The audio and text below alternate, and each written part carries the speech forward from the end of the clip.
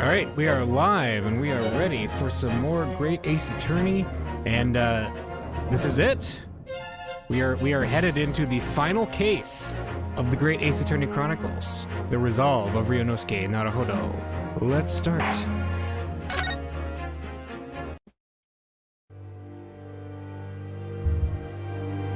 Final chapter, the Resolve of Ryunosuke Naruhodo.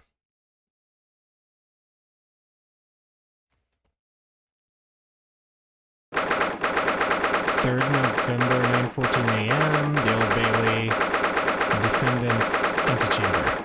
So, there's not even an intro cutscene. This is like jumping straight in. Interesting. So, the time's finally come. Today, we unravel everything.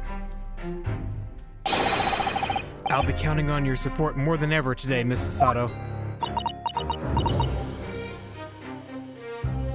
Hello. Miss Sato? Ah. Oh no. We got a takedown. Oh no. What's the matter, Mr. Naruhodo? Nothing? I was just saying that I'll be relying on your support today, but I'm so sorry. Of course. I know I can be rather incompetent at times, but I shan't let you down. Would you mind helping me to my feet, then? Oh dear, I'm really very sorry.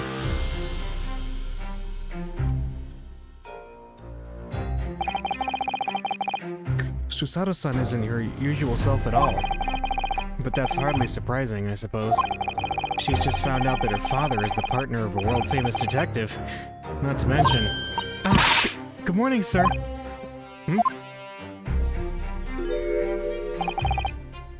Lord Van Zykes. Thank you for all your efforts yesterday. Did I hear that correctly? What? Oh, no, nothing. Just, I hope we can clear things up today. I really can't make this man out. His face says, "I hate you," but his words are almost jovial today. In fact, he hasn't been very Reaper-like at all since this all began yesterday. Van Zykes isn't the Reaper, Mr. Naruhodo. Good point. The Reaper? I suppose in hindsight, I shouldn't have allowed that misconception to go unchallenged. Huh? It was my tacit acceptance of that pseudonym. My failure to stop the Reaper becoming something more than a mere legend that led to all this. But you're not to blame for that, Lord Van Zykes. It's only because serious crime in the capital dropped off so sharply when the public started calling you that. That's why you didn't say anything, isn't it? To be frank, I'm not sure that was the sole reason. What do you mean? There was a rumor at the time that the Reaper was really the ghost of my late brother. Huh? That having been slain by the evil killer, Clint's restless spirit returned as some sort of demigod. To wield the deadly blade of justice, where I, by dint of the law, could not. Yes, we've heard that story too. When I lost him, I felt as though I'd lost my guiding light. I didn't know where to go or what to do. And so, in some small way, I wonder if perhaps those rumors made me feel his absence a little less keenly.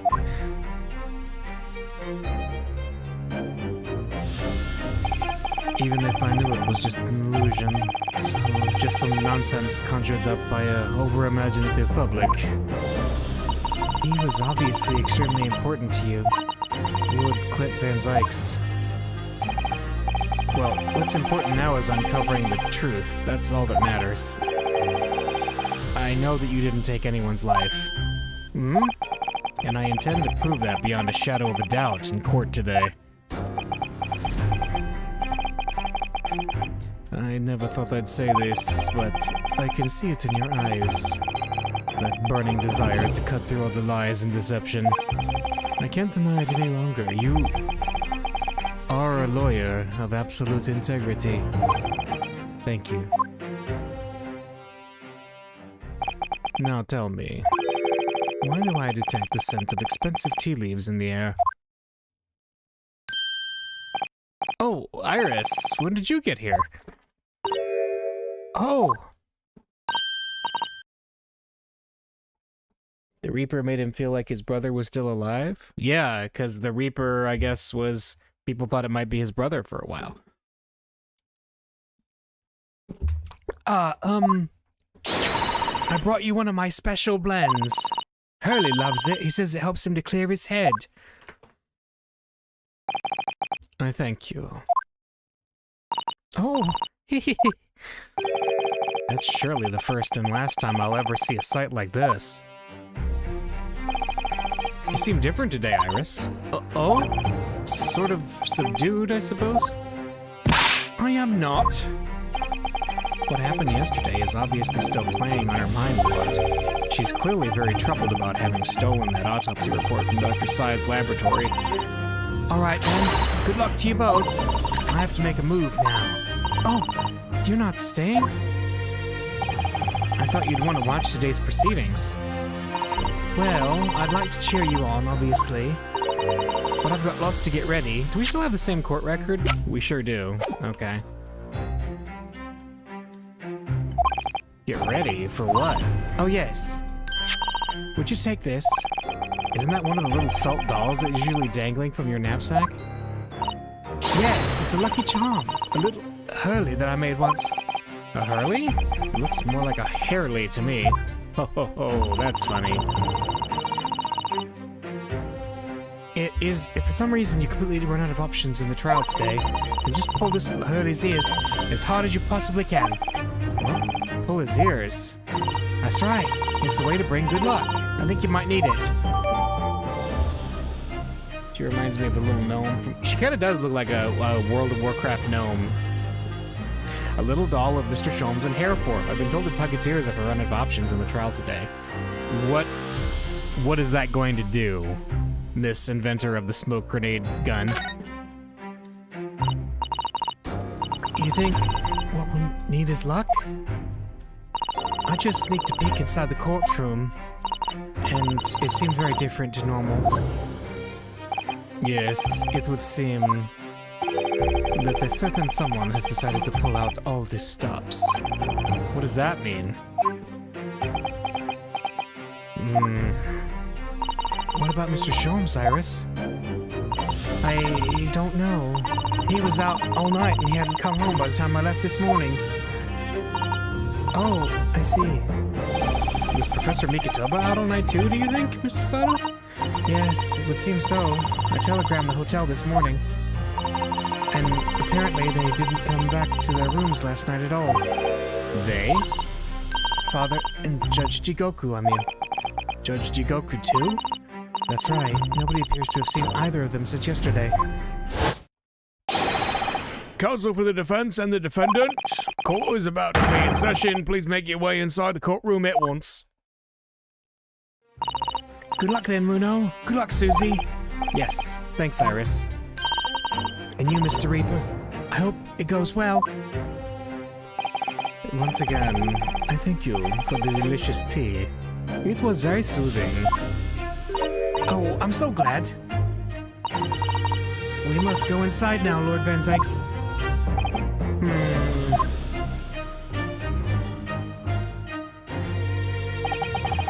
Lord Van Zykes has always been the formidable prosecutor I've had to lock horns with in court, but not today. Today I battle with another in pursuit of the truth. My best friend, Kazuma Asogi, who I trust more than anyone else in the world. Now I understand what it was that drew me here to Britain all those months ago. Now I know exactly what destiny had in store for me. It's all been leading up to this one day, to this one trial, to this one final reckoning. That's right.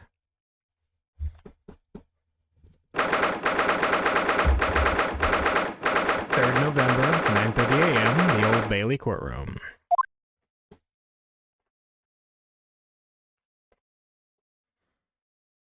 It feels even more oppressive here than it did yesterday.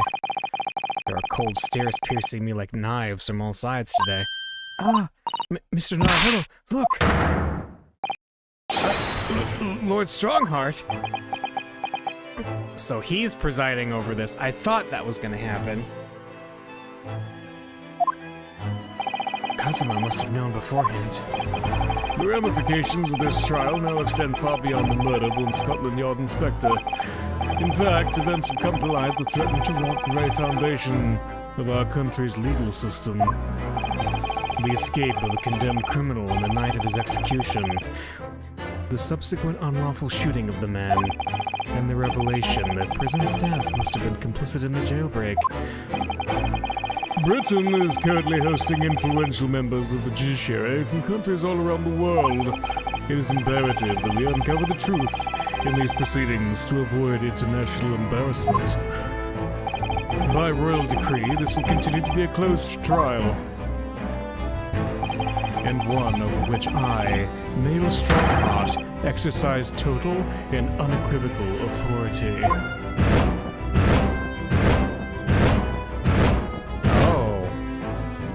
The 6 jurors' flames just... As was the case in yesterday's proceedings, those here present in the public gallery are distinguished members of our judiciary, assembled to bear witness to a fair judicial process. In other words, a collection of your acolytes, Lord Strongheart. On a personal note, I find this most distressing, Lord Van Zykes. You are a prosecutor of exceptional talent. Much like your brother Clint, in fact. In the name of Her Majesty the Queen, I hereby declare this court to be in session for the trial of Barak Van Zykes, who officially stands accused of murder. Counsels for the prosecution and defense, are you in full readiness to proceed? The defense is ready, my lord. As is the prosecution. Yesterday's proceedings brought to light a shocking and disturbing fact. There was a side to the victim, Inspector Pius Gregson, that was unknown to his superiors at Scotland Yard. Yes, he was carrying out operations in secret, which Scotland Yard knew nothing about. And in those clandestine operations, he had an accomplice. Mr. Daily Vigil, who would be given the inspector's identification and present himself around the capital in order to establish credible alibis for Gregson. In that way, Gregson appeared to be carrying out his regular Scotland Yard work, when in fact he wasn't. At the end of yesterday's session, Mr. Vigil, who had been suffering from amnesia, regained his memory. It would appear he buried his memories of the time deep inside himself as a means of self-preservation. Because whilst he was engaged as chief warder at Berkeley Prison, he abetted the convict's escape. Mr. Vigil is currently recuperating at St. Centers. He's recovered enough to give a sane statement about his movements on the day prior to the incident. He's formally admitted to posing as Gregson whilst investigating the Red-Headed League. Which brings us to the crucial issue of the victim's time of death. The defense yesterday proposed a suggestion that the victim may have been killed one day earlier. This was based largely on the discovery that the victim's pocket watch had not been wound. The prosecution has something to report on that subject, my lord. Really? Go ahead, Prosecutor Asogi. I met once again with the coroner yesterday to discuss the issue. She confirmed that the defense's suggestions could not be ruled out. It's entirely possible that Inspector Gregson was killed on 31st October, the day before his body was discovered. I have here an updated autopsy report that includes the amended details. But the official opinion of the investigation team was made clear yesterday. That the time of death was 5 p.m. on the 1st of November. There are indications of an attempt to disguise the real time of death, however. It seems that the natural decaying process of the victim's body may have been slowed by keeping it chilled. That's out of the question. There are no refrigeration devices in that part of London large enough to accommodate a human corpse. My lord, this is more than just conjecture. There's evidence to support the idea. We must investigate it thoroughly. Very well. The court will accept the new report as evidence. However, if this updated report is deemed to be accurate, it will give renewed significance to the movements of the victim on the day before the Fresno Street incident. It would, yes, especially since on that day, Inspector Gregson was using Mr. Vigil to cover up his real movements. It's conceivable that he was killed in the course of his secret activities. Do I sense that the prosecution has some information regarding those activities? Scotland Yard put an enormous effort into investigating that precise matter yesterday. Huh? I think we should begin by presenting the results of that investigation work. So, the prosecution calls its first witness now. It's Gina! State your name and occupation for the court. Inspector Gina Lestrade reporting, representative of Scotland Yard. Self-conferred rank, but never mind. Gina, again? What's your problem, Mother? What's with that? Gina, again? Look, eh? The boss mate of the world to me. He done more for me than anyone else ever did.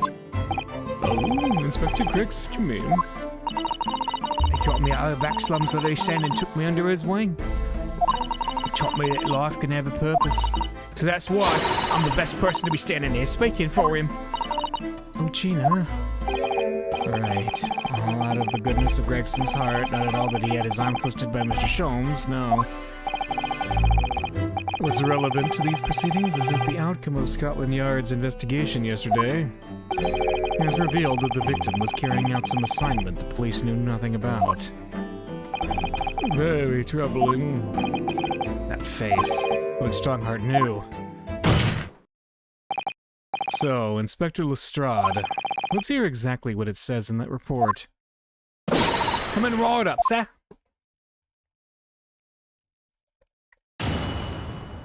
Alright, witness testimony time. The victim's movements. All your detectives are supposed to follow orders and investigate what they're told. But a little search in the boss's office turned up a notebook that had a load of secret meetings in it. According to that, the boss was looking into some smuggled goods dealings that day. Looks like it was a big job and all, but the coppers weren't onto it yet. What matters most is there's witnesses what saw the Reaper at the place too. Smuggled goods? I don't know, do I? I'm just telling you what was written in the book. Tobacco, tea, spices, medicines. Goods of all sorts flow into London by illegal channels from across the globe. It's well known that they're disposed of at a regular black market that takes place in the capital. But the police are rarely able to locate them in time. So Inspector Gregson was investigating one of those black markets? It's been suggested that high-ranking government officials may be involved in black market activity. No doubt Gregson was trying to avoid details of his investigations being leaked to the involved parties. That would explain why he was operating on his own authority, without the Yard's knowledge. And do we know where the dealings were taking place this time? In a particular room of a certain exclusive London gentleman's club, and on the day in question. The accused is known to have been there. That's the conclusion of Scotland Yard's investigation into the matter. That can't be. We haven't heard anything about any of this. Members of the club have testified to it. There's no question. The accused, Barak von Zykes, was present. That would be very significant testimony, then. Oh my, but... Lord Van Zykes has made no mention of this at all. In short, Lord Van Zykes had ample opportunity to murder the victim. Very well, then. Counsel for the defense, begin your cross-examination. Alright. The victim's movements. Alright, so let's start pressing. Hold it! So, you follow orders, do you, Gina? Nah, not me. I'm above all that, see? Oh. The boss always had special orders for me. grab us some fish and chips, so go and give Toby his grub, that kind of thing. So errands more than orders, then? This detective is still an apprentice, after all. Yeah, well, this apprentice ain't want to sit around and wait to be told what to do, even by the boss. That's why I've been doing my own investigations into what happened. I didn't find much at first. And next is, she found an office with a notebook. Let's ask about the notebook. Hold it! So you went through Inspector Gregson's things? Yup, it's part of the independent Lestrade investigation. I'm sure your superiors would be delighted that you're taking the initiative. So I snuck into his office when no one else was about. Because if anyone at the yard had seen me going in there, they'd have turfed me straight out on the street. This is sounding less and less like an investigation and more like something else. The prosecution understands that it was this very detective who discovered the notebook. You got that right. Nothing gets past Inspector Lestrade and our trusty assistant, Chief Inspector Toby. We found it hidden in one of his desk drawers that had a false bottom. That's impressive. So then I went to hide myself and no one could find me so I could have the book issues of what was written in it. Because if anyone at the yard found me out, they'd have chucked me straight out on the street. I've given it now, though, ain't I? And if it weren't for me, it would have never been found.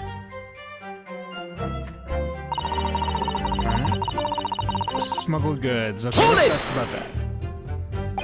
Do you have any idea where those dealings were taking place? Yup.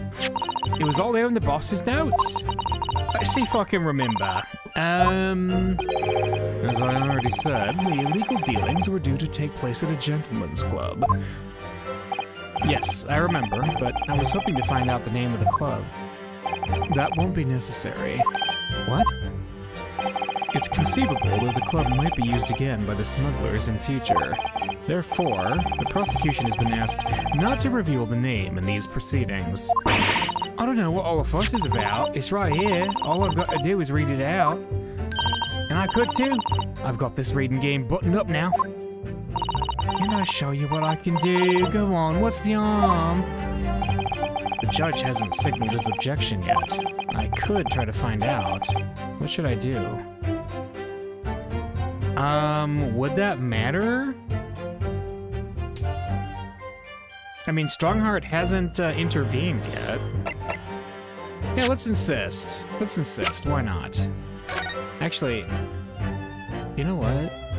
This bunny is suspicious as heck, I gotta say. We'll deal with that later, though. Let's insist. Let's do it. This is a closed court. The proceedings are confidential. There shouldn't be any possibility of the information being leaked. As I explained, there is some possibility of politicians being involved in this affair. The prosecution is rightfully exercising caution, I imagine. No, my lord. The prosecution has no objection. Kazuma? There's no question that Inspector Gregson was looking into those black market dealings. However, it's not yet been established that he was on that particular trail on the day in question. If the defense requires to know the club's name, the prosecution has no intention of being obstructive. Right then, I get to show off my reading skills. Apparently this smuggled goods deal was going to happen at a gentleman's club called The Grouse. Hold it! Alright. The Grouse? What sort of a club is that? I ain't got the foggiest. Clubs ain't exactly my thing. But I am kind of curious. They're not places where a foreign student like you would be readily admitted. Have you looked in the mirror recently? I'll tell you what, me and Chief Inspector Toby could go in undercover. Could you, though? I could pick up a few good marks and see what else I could find out while I was in there. I really don't think you should go picking out anything. Anyway, that's where these black market dealings were going to take place, is it? Yeah, he's gotta be. That's what the lower-ranking detectives at the yard reckon. Says the even lower-ranking detective. looks like it was a big job. Let's see. All right. Hold it! So how did Inspector Gregson come to find out about it in that case? That's the question, ain't it? But I'm just an apprentice, so... Why didn't he inform Scotland Yard of his findings? Yeah, that's what I was asking myself, cause, you know, I'm just an apprentice. When it suits you, yes. Anyway, the point is, something went on to that club, no question. You can't say that for certain, though, surely. What matters most is witnesses will saw the Reaper at the place to... Okay, let's talk about the Reaper. Lord Van Zykes was at the club? He was. Detectives who visited the club yesterday to make inquiries have confirmed it. Several members report having seen the accused being admitted to the room in question as a guest. It looks like there's no disputing that he was there then. Well, we know that Lord Van Zykes was investigating Inspector Gregson, don't we? Perhaps he'd already discovered the inspector's secret notebook. Which led him to the club, you mean? Maybe. Presumably, then, there are also eyewitnesses who can testify that Gregson was there? None have been identified at this time, no. So the all-important victim wasn't seen at this mysterious club. Boy, why aren't you asking Inspector Lestrade here, eh? So that's all I've got to work with? Gina's not holding back with that ice-cold stare of hers, is she? I really don't know what to make of all this. Lord Van Zykes told us that he was investigating Inspector Gregson, but he never once mentioned that he met the inspector the day before the incident. You don't think Lord Van Zykes could have been lying to us, do you? That's not the only way to explain this. Oh, if everything Lord Van Zykes has told us is true, then there must be a mistake in this testimony somewhere. You mean, there are details we've yet to uncover? Exactly. A clue, perhaps, that even Gina hasn't noticed. That's what we should be looking for here. That's a good question. Well, let's see. What do we got going on? So the grouse... That's interesting, I think. So we have the... Okay.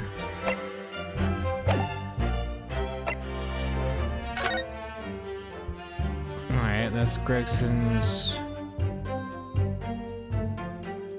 Within a week from October 31st. That's probably not anything super important for now. This Gregson's trunk with the big slash mark in it. Have you seen this huge gash across the side of the trunk here? It's gone right through the leather and into the metal behind. Gosh, for metal just like this to have been so badly damaged. Whatever made the gash must have struck the side of the trunk with considerable force. I wonder how it happened. Yeah. And then there's the blood stain, right? Look at this dark stain here. Do you think... Yes, I'm afraid so. I think it's blood. Ugh, I knew you were going to say that. So that presumably means that this was present at the scene when Inspector Gregson was killed. It's the most logical conclusion, yes. To think Gina's been carrying this around with her. If you didn't know any better, I suppose it does look like a grease stain from all the fish and chips. And then let's open it up. Let's have a look inside. So what's in here again? What's this? Look, there's something inside. Oh, let's see. It appears to be a passport, authorizing him to travel overseas. Was Inspector Gregson about to go on a trip abroad then? Perhaps the date of departure might tell us something. That was... Oh, what is it? It was for travel on 31st October, just one day before the incident. What? Really? Gregson went to France the day before his body was discovered? Is that the contradiction? It sounds like it, right?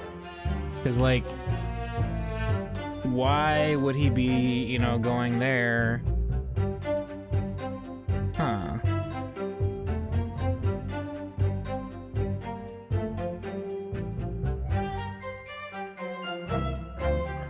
Let's see.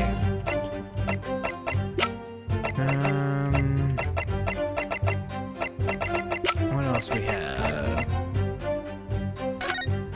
We got, yeah, whatever. I think we've kind of figured that one out. Dismissal notice, that's him being fired.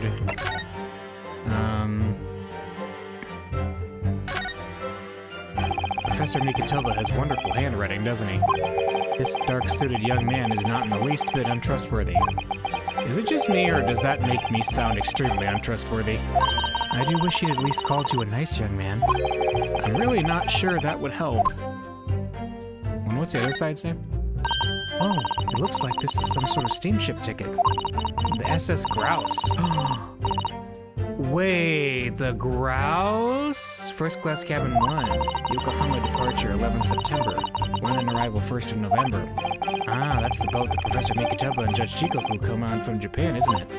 Yes, I think it called at Dunkirk on the north coast of France for a night before finally arriving in Dover. I think it's almost been a year since we arrived in Dover on the SS Buria. Seems a shame not to keep your ticket as a memento of the trip, don't you think? Yes, I agree. I have mine safely in my diary. And I keep mine in my wallet, so I have it with me at all times. Oh, well, how strange. Where could it have gone? Are you like this on purpose, Mr. Naruhodo? Did I imagine it, or was that comment accompanied by a little sigh? So the Grouse, we gotta present this, I think. Hang on. Apparently he was gonna have a gentleman's club called the Grouse. Let's present this. Objection! I read about these clubs that exist here in Britain. As I understand it, they're places where well-to-do gentlemen socialize with friends and colleagues.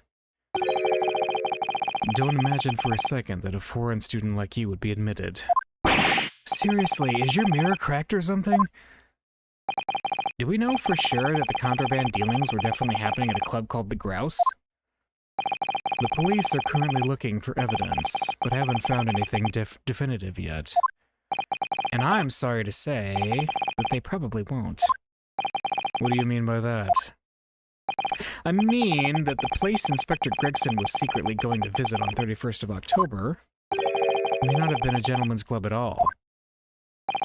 You're showing a very irreverent attitude towards our country's police force there, Counsel. It wasn't a gentleman's club. Then what was it? A steamship.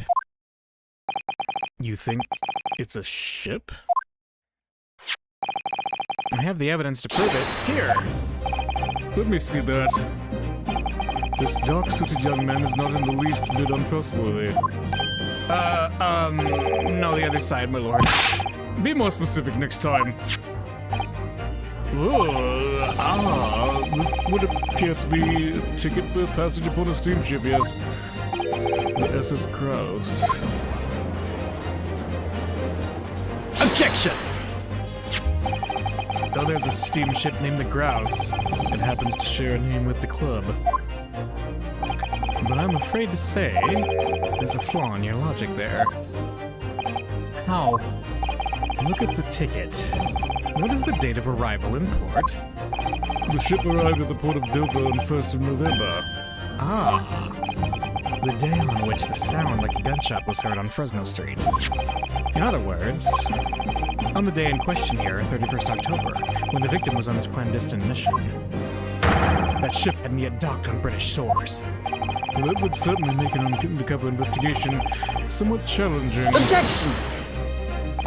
The fact that the steamship hadn't yet reached Britain substantiates that defense's assertion that the victim was investigating the SS Grouse on the day in question. Then show your evidence for that assertion. Very well. In that case, counsel for the defense, present your evidence to the court now. Evidence that substantiates your claim that the victim was investigating the SS Grouse on 31st of October. Is it the passport? Take that! What's this? A passport for travel issued to the victim? Dated 31st October? What are you suggesting? I'm suggesting that just one day before the inspector's body was discovered, there's a distinct possibility that he wasn't even in the country. Huh?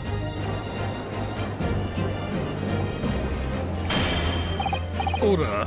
Order! This document's for passage to France. It does appear to have been officially authorized. The day before the SS Grouse arrived at Dover, it docked on the northern coast of France for a night. According to my father, who was on board, at the port of Dunkirk. Dunkirk, France. Who could possibly have taken the victim there?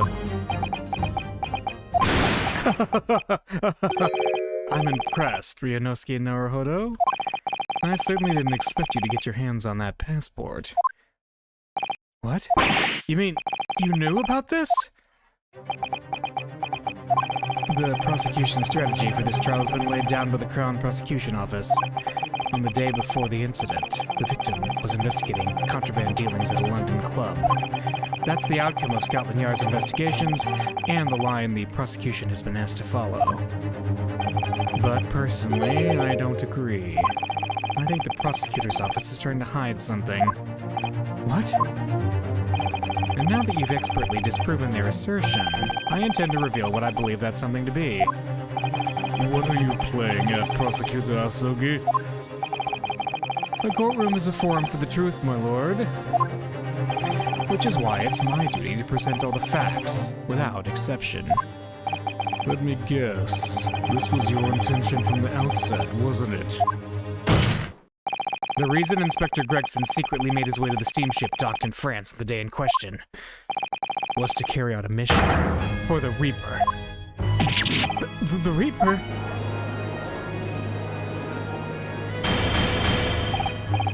Order. What on earth are you saying, Counsel? The prosecution made an assertion in court yesterday. Inspector Gregson was investigating the identity of the Reaper. When he discovered the location of the man's secret hideout, he was killed. As I'm sure everyone can imagine, by the Reaper's hand. But in reality, the truth is the opposite of that. What? Inspector Gregson wasn't investigating the Reaper at all. He was, in fact, acting for the Reaper. So, you're saying the mission he was undertaking was, obviously, an assassination? Oh. Barak Van Zykes never cared other than the actual killings. Whenever the Reaper's victims lost their lives, he always had a cast-iron alibi. Which tells us that he must have had an accomplice. And you claim that it was Inspector Gregson? What the hell do you think you're saying? My boss would never have done nothing like that! And yet, when you consider all the facts, it all makes perfect sense. No! It can't be! We also arrived at the same conclusion, didn't we? That Inspector Gregson was operating as the Reaper? Even so, there's no way that the person giving him his orders was Lord Van Zykes. No, the true Reaper is somebody else. Barak Van Zykes is not the Reaper. A predictable response From someone who's advocating for the man. And even if it's true that Gregson was operating as an agent of the Reaper, the suggestion that he went aboard the SS Grouse on an assassination mission doesn't follow at all. Oh? You have some solid reason for doubting the assertion, do you, Counsel? Absolutely. It's very simple. On the day in question, nobody was killed aboard that steamship. Professor Mikotoba and Judge Jikoku were on that very ship.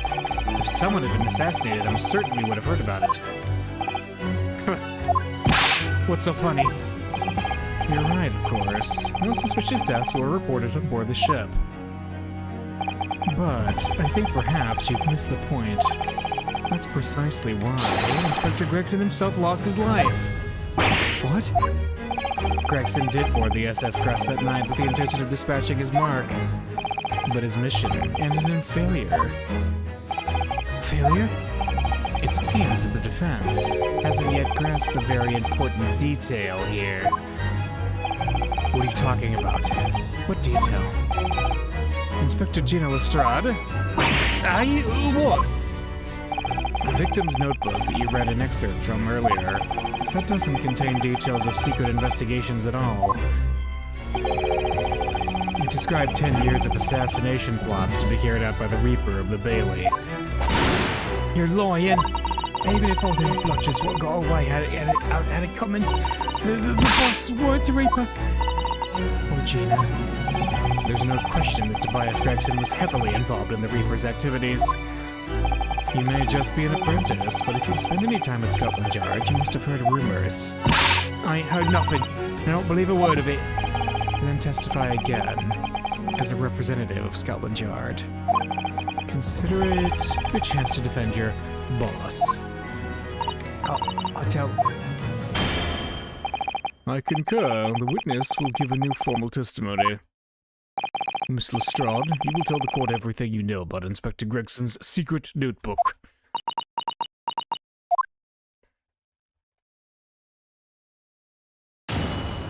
Alright. The Reaper's notebook. Yeah, this notebook does have a lot of stuff about what the Reaper got up to these past 10 years. Names of victims, dates and places and stuff. And the last entry in there was 31st October. It said grouse for the place on that date, and then the name of the mark. There was a note about him being a criminal who got away from the Reaper in court 10 years ago or something. But honest, the boss didn't do none of it. He was just investigating the Reaper, that's all.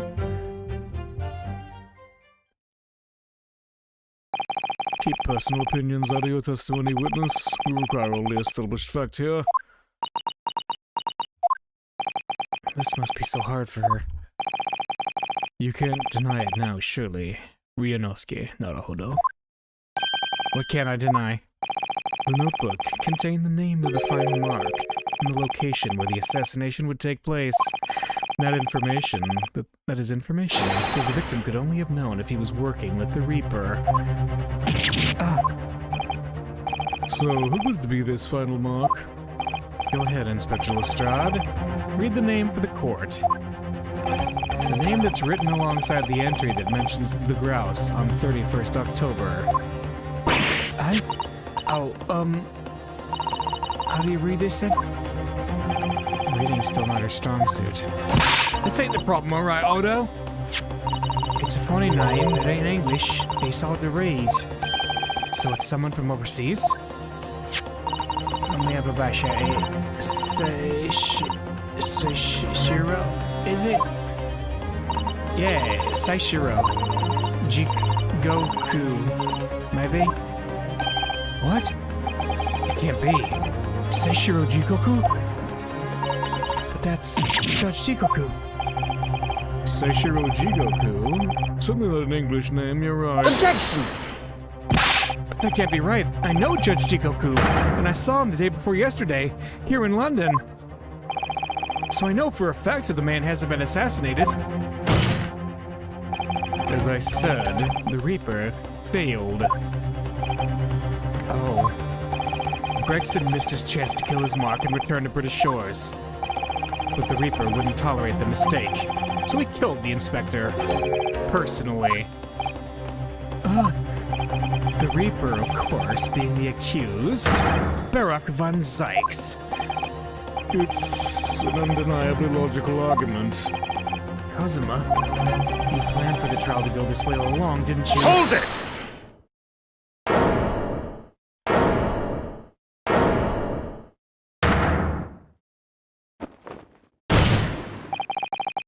Pray forgive the discourtesy of filling my hollow chalice whilst I stand accused of murder.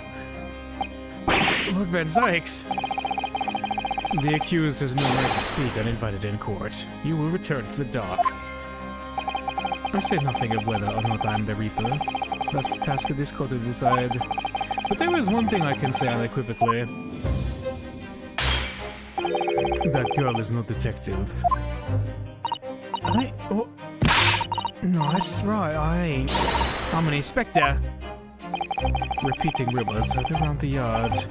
Reading entries from a notebook of unconfirmed origin. That's no testimony. It's practically a script. No doubt that the rest of this trial will go exactly as you've clearly planned. Your hatred of me is understandable. In your mind, I'm sure I am the Reaper, who sent your father to the gallows all those years ago. But you're in danger of becoming a far more sinister Reaper yourself. By attempting to have me condemned with this feeble excuse for testimony. What did you say? Mr. Naruhodo, this is our chance. My lord, the defense requests the defendant be allowed to speak. He may be privy to important information relating to the testimony just given by the witness. Very well. I'll make an exception and grant the request. The defendant may remain in the witness stand for the cross-examination. Then allow me to toast the court's impartiality. Don't raise your glass in my direction, sir. Counsel for the defense, begin the cross-examination immediately. At once, my lord.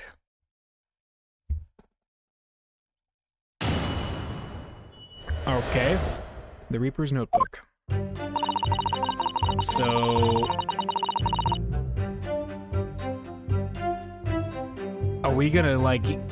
So it's still Gina, but we're gonna gauge his reactions, I guess? We'll have to keep an eye out here. Hold it! In other words, it shows that Gregson was basically acting as the Reaper. Not you, know.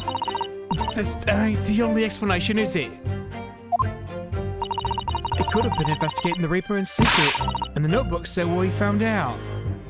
I'm just gonna keep an eye on him just in case, because like I could see this game throwing a curveball, like he's gonna react and we don't actually know. If I may. When originally people began referring to me as the Reaper, I didn't object. I believe the power to intimidate London's criminal classes and the compliance with the law to be beneficial. But you carried out your own investigations into the true identity of the Reaper, didn't you? Yes, and those investigations proved conclusively that Gregson was an arm of the Reaper. One arm? What are you on about? The Reaper's victims were all extremely shrewd criminals at the top of their game. There's simply no way one person could have taken them alone. The Reaper is an organization. With you at its head? I had spies at the yard keeping me abreast of Gregson's movements, letting me know when he was elsewhere. So I've been able to check the most recent entry in his book. I knew the location. You said you knew it said grouse? Believing it to be a reference to the Gentleman's Club, I went there on the day in question to investigate. Alone. Ah, so that explains why several members of the club claim to have seen you there. But, of course, the inspector was not there. Because at the time, he was making his way to the steamship docked on the northern coast of France. As shown by the passport found in the victim's metal trunk. Huh? Very well then. Back to your testimony about the contents of this notebook. Fine. Is something wrong, Mr. Naruhodo? You seemed a little shocked by something a moment ago. Oh, no, it's alright. I'm overthinking this, aren't I? Are you overthinking it?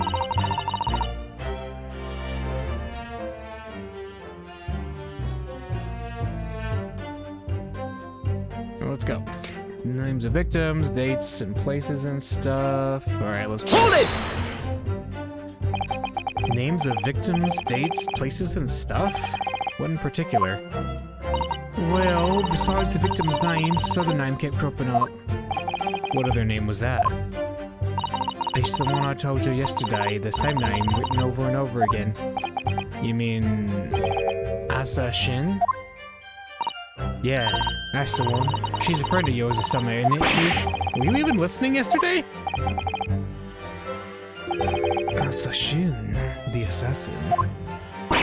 What? Like, a killer, you mean? Gregson was the tactician, the one who came up with the plan of attack. He investigated the marks thoroughly, finding out when they would be vulnerable, and who to use to get at them. But the person actually executing this plan was someone else, you're saying?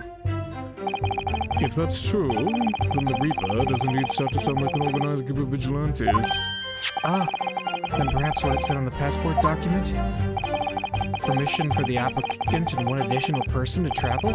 Could that additional person have been? Clearly, the assassin, who was meant to take Seishiro Jikoku's life. Gina, can you confirm that? Against the final entry that listed Grouse and Seishiro Jikoku? What name was written? Oh, well, that's the only entry that didn't have a name next to it. In other words, Gregson himself didn't know the identity of the assassin in that case. But Gregson was the one making the plans, was he not? Oh, how infuriating. A nameless assassin. Well, that's creepy. And it said Kraus, and then the name of the mark, so let's check that out. And you're saying that the mark listed was Seishiro Jikoku? That's what I said. Funny name, if you ask me. And I thought your name was odd. So pleased to have lost my crown there. Mr. Jikoku is the presiding judge of Japan's Supreme Court Adjudicature. I remember the man. He came to our country as a visiting student 16 years ago, studying international law and diplomacy under your tutelage, Lord Strongheart. That bearded young fellow was a very able man, I must say. So Lord Strongheart was Judge Jikoku's mentor. If I'm not mistaken, he returned to Japan 10 years ago now. 10 years ago, after that fateful case. Precisely. In the aftermath of the Professor case, his repatriation was organized immediately. It's a mystery why such a man would be listed in the inspector's notebook. I didn't think it was possible, but the mood in here's got even worse now. Maybe I'll just keep talking. There was a note about him being a criminal, got away from the Reaper. A criminal? Why was Jigoku a criminal? That's interesting. What do you mean a criminal? Thank you, Naruhodo. Judge Jikoku was no criminal. Oh, don't ask me. I don't know nothing about it. Oh, do you remember what Father told us? That Judge Jikoku did once appear in court here. Oh, that's right. He actually went on trial too for like causing a big ruckus or something. It was related to the Professor case, I'm sure. Yes, of course. You're right. Seishiro was trying to mitigate Genshin's guilt, so he took the stand to testify. But he got a little carried away and actually managed to break the witness stand. He also said some contemptuous words about the British Empire, for which he was charged. Oh, I'm cutting in and out? Really?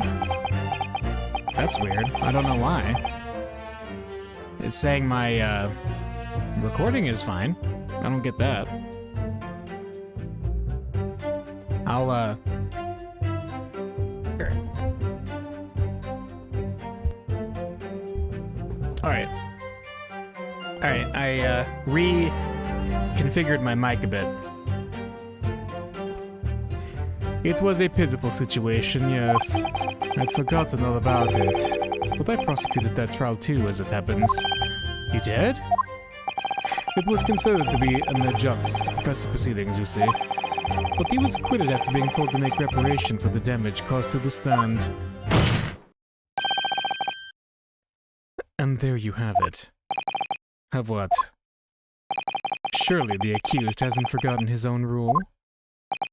That there's no saving anyone who faces the Reaper in court, guilty or innocent alike. What? No! Are you suggesting that the reason Judge Jikoku was targeted for assassination? The man was sent back to Japan immediately after that trial. The Reaper had no time to do his work. But then, 10 years later, the mark returns to Britain once more. Perhaps now you start to see just how vindictive the Reaper is. Come on, it's absurd. To take someone's life for that? Isn't the whole premise of the Reaper absurd? Killing those who have been found innocent? Clearly the rules by which the man operates are beyond a sane person's comprehension. But... Oh. Right, I've just had enough of this. Gina? All this nonsense about the boss planning to kill people. It's cobblers. Come on, Odo. Yes? Why aren't you saying nothing? What? Why aren't you yelling out objection or something? What? You've got to find a flaw. You do usually. Someone's lying here, no question. You've got to work out who it is. case for the boss.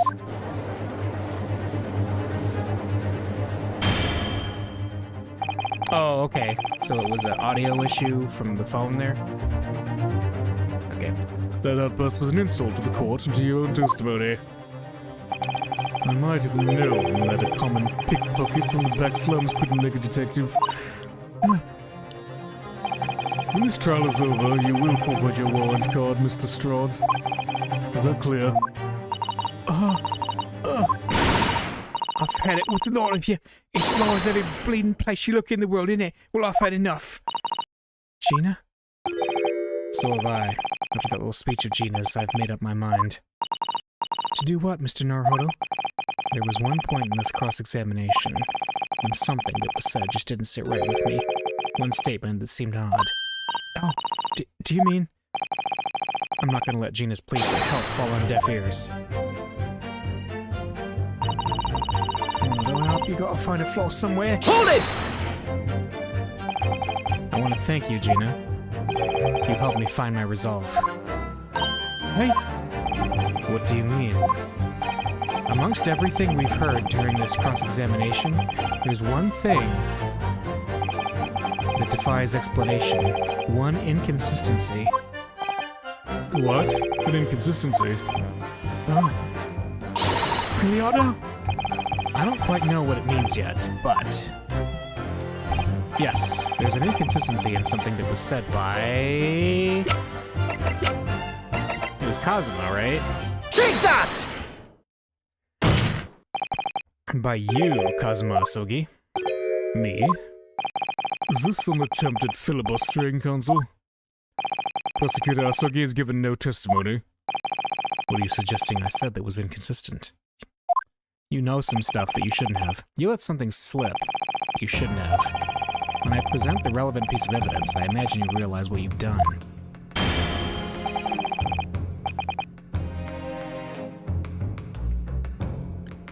Well then, Counsel, go ahead.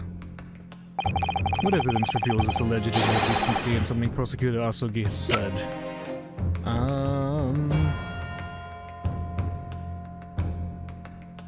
Is it... let's see, let's look at this again real quick. I can't find anything. No, open it up.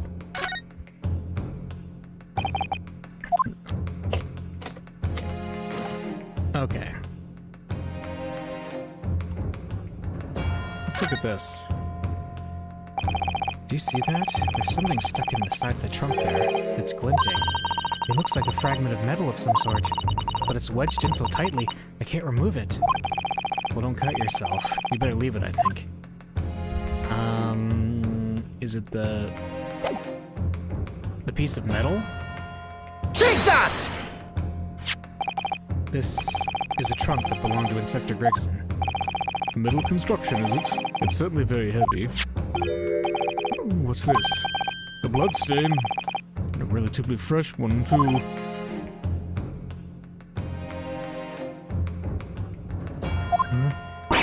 What? You mean that ain't grease from all the boss's fish and chips? Fresh blood on the inspector's trunk. That suggests that the victim was traveling with that luggage when he was killed. That can't be. There was no mention of any trunk in Scotland Yard's report. Yes, there's a reason for that. Immediately after the inspector's body was discovered, one of the street peddlers made off with the trunk, hoping to sell it. But I found it. Me with nose for trouble. Yep. Which means that nobody should have known anything about the trunk. Unless, of course, we're talking about somebody who was present when the victim was killed. And yet, during the cross-examination of the witness just now, you said this, Kazuma. Because at the time, he was making his way to the steamship docked on the northern coast of France, as shown by the passport found in the victim's metal trunk. Right. Yeah, because that passport was in there, so he wouldn't have, yeah. So the question is, how did you know about the inspector's trunk? We know the man went on a trip to France. Where else would he have put his passport? Objection! Yeah, that's weak. But you knew it was a metal trunk. Answer me honestly, Kazuma. On 31st October, where exactly were you? At the port of Dunkirk, on board the SS Grouse. Is that the answer you're looking for, Ryunosuke? Kazuma, what did you... Wait, you didn't... Kazuma didn't kill Gregson, did he? I hadn't considered the possibility before, but if Kazuma was there on the ship, then it could only have been for one purpose. Oh no, Mr. Naruhodo. Surely you don't think... Come on, Ryunosuke, you know the rules. The only thing that really talks in the courtroom is hard evidence. As I understand it, Inspector Gregson always took that case with him when he traveled. So as it stands, you've proved nothing. Kazuma, are you challenging me to prove it, beyond all reasonable doubt? That you were there that day, in the same place as the inspector? He was there? With Gregson? There's a clue that you overlooked. A secret that trunk can tell us. I can't be sure at this point. I'll need to verify it. But I have a nasty feeling that I'm going to be right. The accusation being made is deeply disturbing, but nevertheless, we must test it. The defense will identify for the court where in the trunk this alleged clue is to be found. Where is the evidence that ties Prosecutor Asogi to Inspector Gregson? Is it the big piece of metal? Let's have a look. Open it up.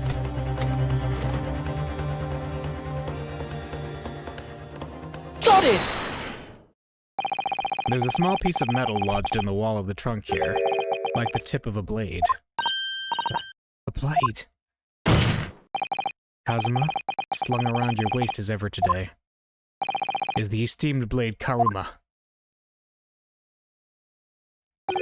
Of course it is. Won't you draw it, here in this courtroom? For all to see? Exercise caution, my learned friend. That man is the son of London's most notorious killer. Bailiff! Watch Prosecutor Asogi like a hawk. That won't be necessary.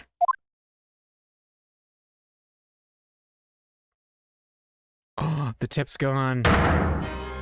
Oh no!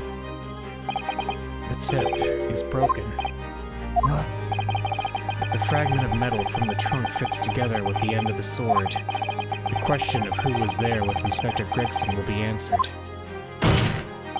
Agreed, Kazuma Asogi?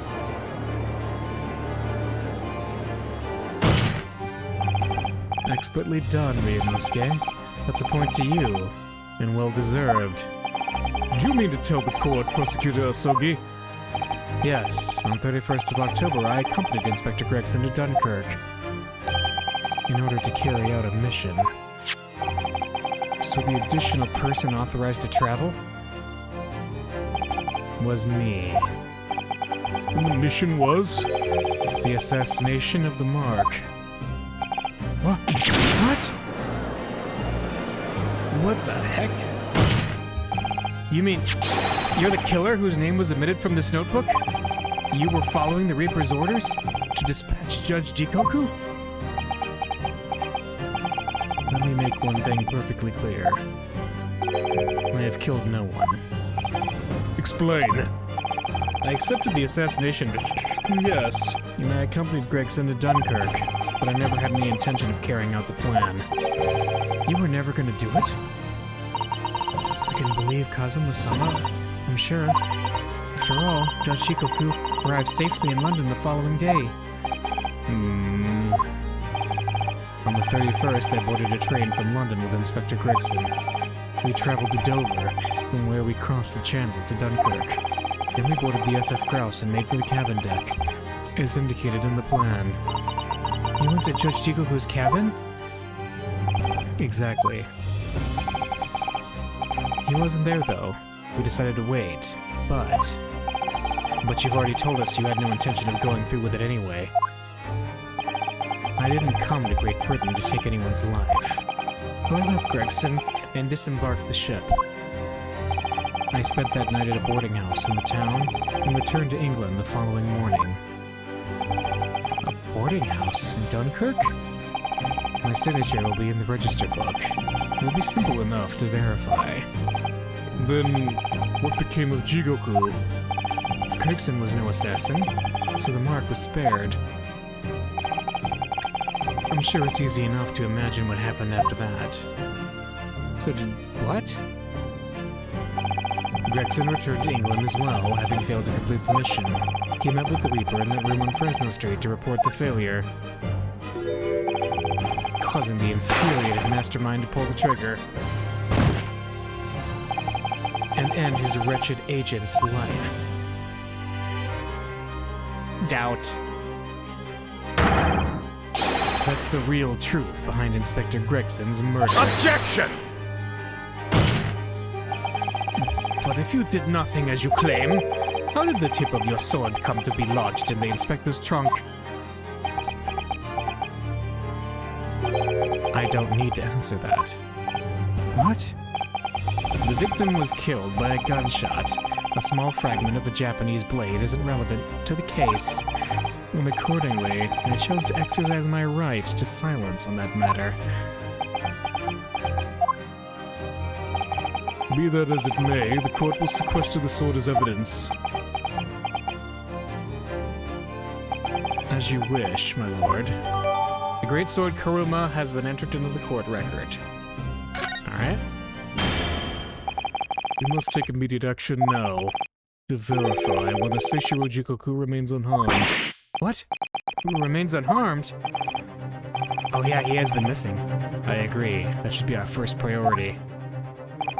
It's recently come to my attention that he hasn't been seen since yesterday. How did you... When a foreign dignitary invited to Great Britain goes missing for 24 hours, it's only natural that the question of his safety should arise.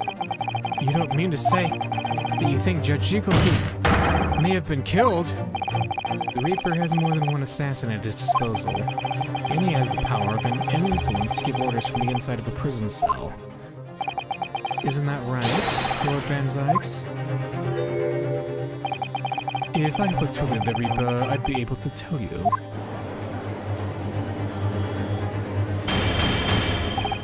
Order! Order in the court. Order!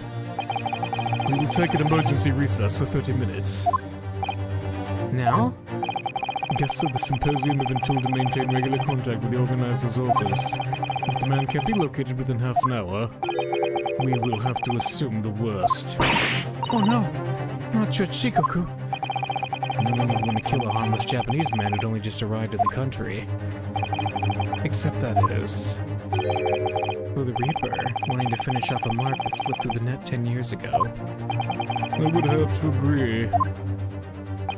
Mr. Naruhodo, for the defense's sake... My lord? I sincerely hope we are successful. If we're unable to confirm Mr. Jikoku's healthy existence in the next 30 minutes, you will face grave difficulties. Court is adjourned for 30 minutes. Uh-oh.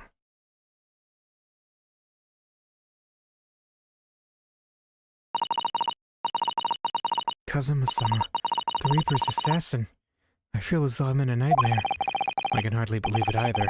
But on the other hand, Kazuma isn't in the habit of making up stories. I have such a terrible sense of foreboding. Something awful has happened to Judge Jikoku. Then I feel as though things will only spiral further and further out of control. I felt it from the moment I stepped into the courthouse this morning. That strange sensation that we were careening towards a foregone conclusion. Well, in the worst case, we might only have 30 minutes left. Unfortunately, though, I don't think there's anything we can do but wait now. We're out of options.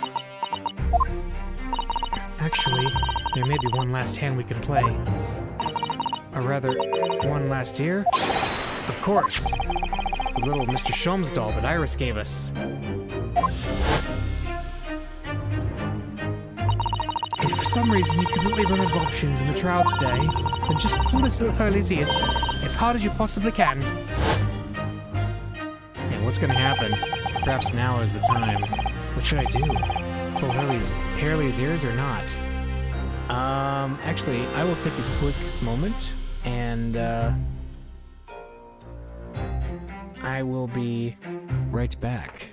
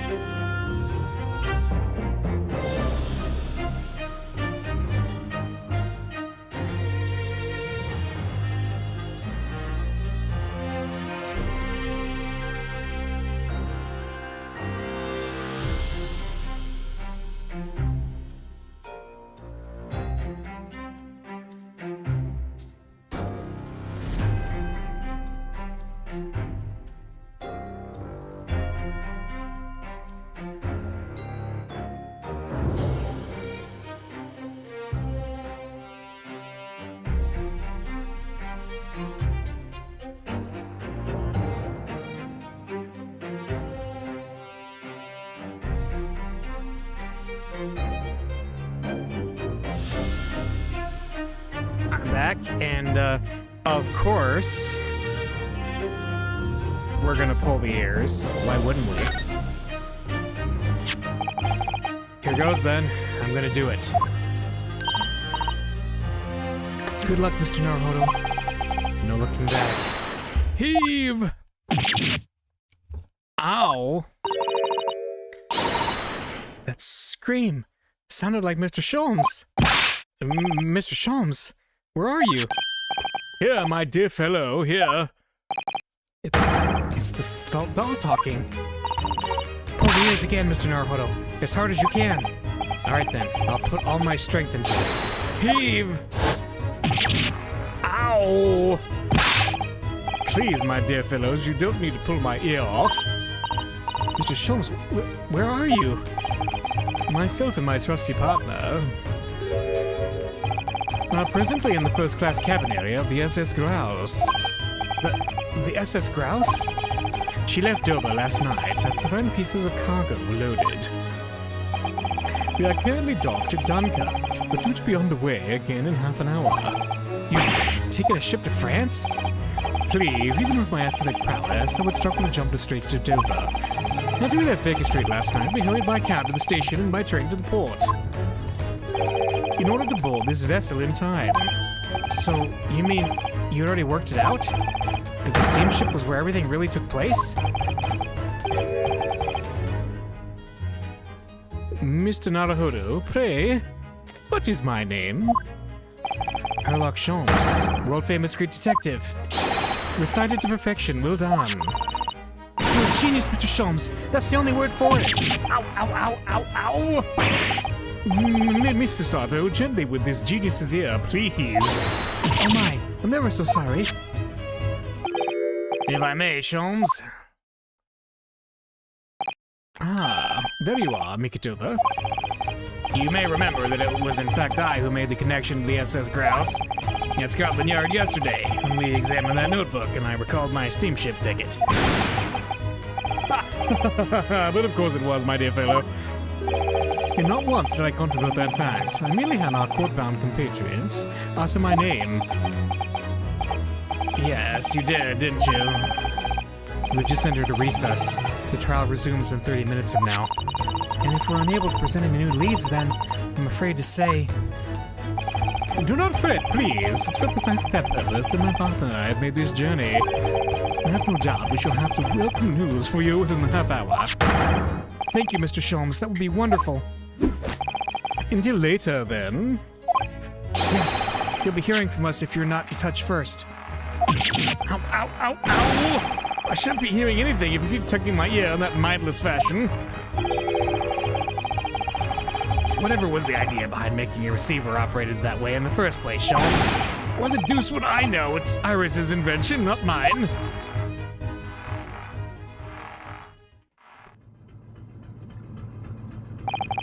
Whilst I know how much you enjoy being the hero of the hour, Sholmes, we have but half that now before the grouse puts to sea again. If we don't conclude our investigations rapidly, we shall find ourselves in Naples before long. There are times, Mikitoba, when you make a surprising amount of sense. So, let us begin.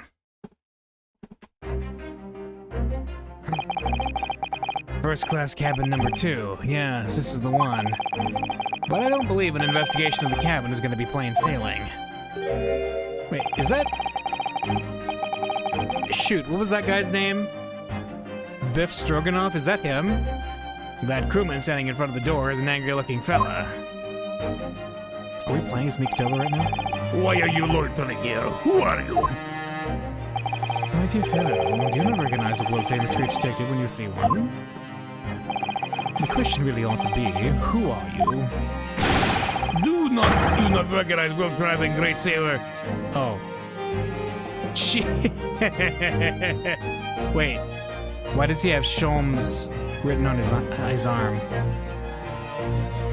Chicken Stroganoff? Well, great sailor chicken stroganoff when you see. Great detective. Huh, I don't think so. Do you see that, Mikitoba? It would appear that this man is a devoted follower of mine. Goodness me, is that a tattoo that says Sholmes? I must say, while such adoration is flattering naturally, it does leave me a little cold. What are you talking about? Leave now! How distressing. My loyal devotee knows me only by name and not by appearance. And yet, I only know a great deal about you, sir. You have a brother, I believe. Like yourself, he's a shipman. Currently traveling the world aboard a Russian steamship, in fact. How could you know this? Elementary, my dear Mikitoba. I'm sure it was. 3 days ago, I was bound for London aboard this ship, you see. We're looking for one of my fellow passengers, a man by the name of Jigoku. There is no one with his name on board, but we know that he purchased a ticket for passage. You mean Easterman? He left ship 2 hours ago. Here at Dunkirk. He says something about emergency, I think. What? Are you sure? So Sheshu has realized that we're after him, has he? His cabin is the one behind you. We should like to investigate, please. No! I have orders not to let even mouse inside. Mikitoba, be a good man and draw the sailor's attention to me, would you? Make up some excuse so that he leaves the area. Doesn't great detective see that even sailors have ears, both left and right? Cusses! The plan is ruined! And you have only yourself to blame, I'm afraid, Sholmes. Forget it. Cabin door is locked. Even if I am not here, you cannot get inside.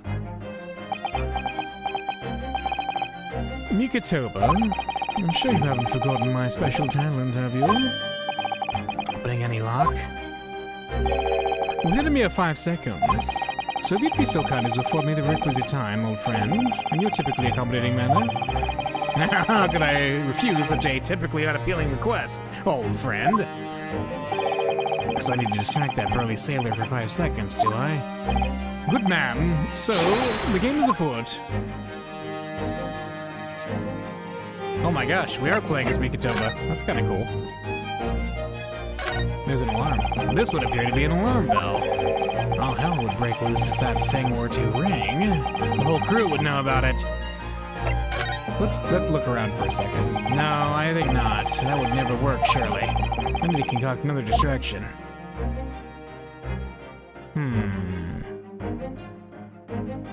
Let's see.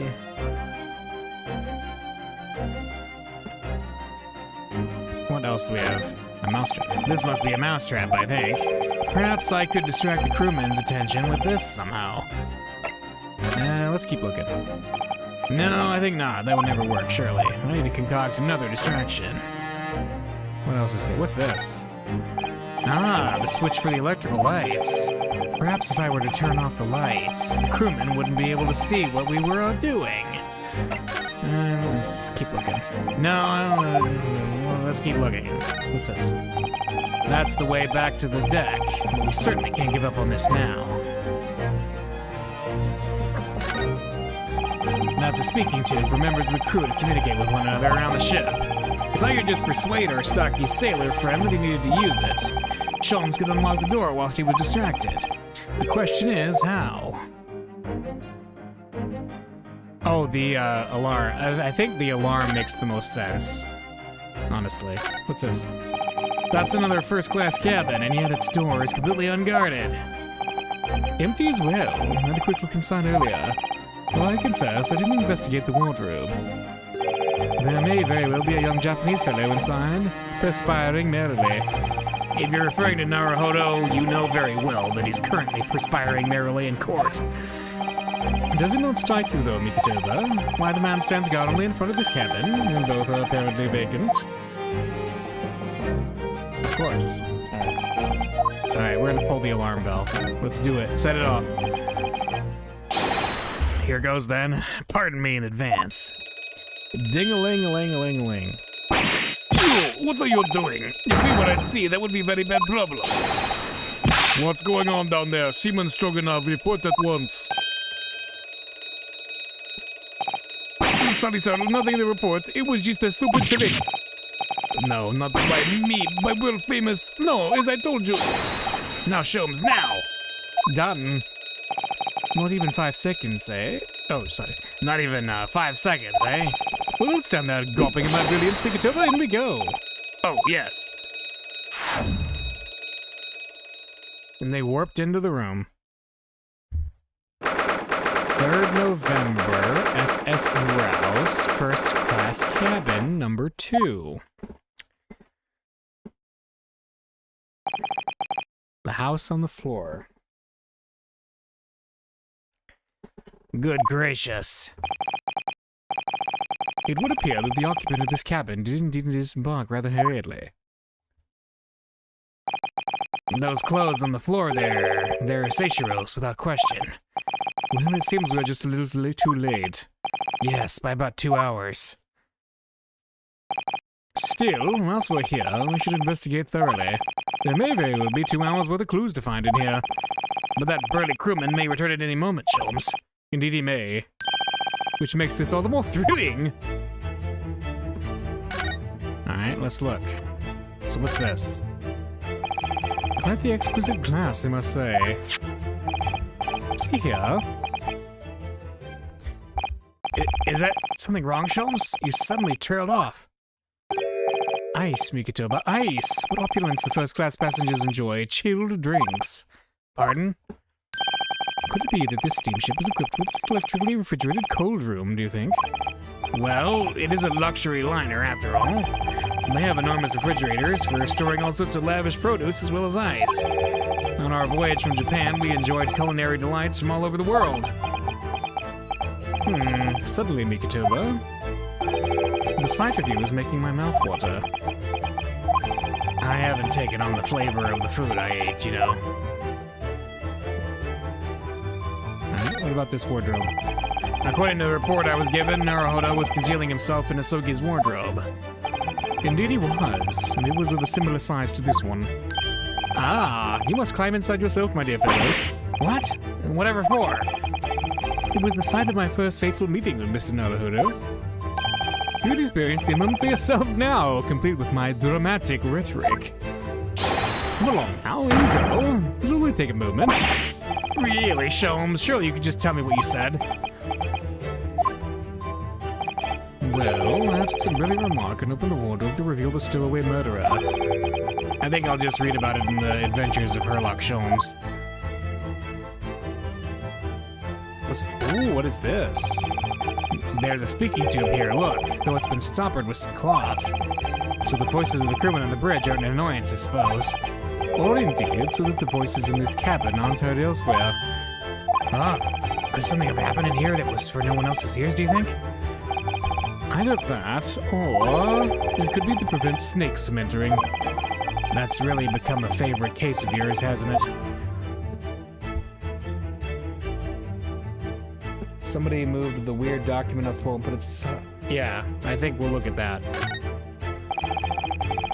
Those are the rules of passage. Passengers must not keep weapons or other dangerous objects in their cabins.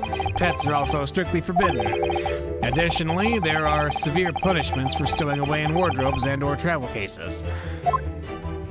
I feel the rules have increased since I last read them. Probably just my imagination.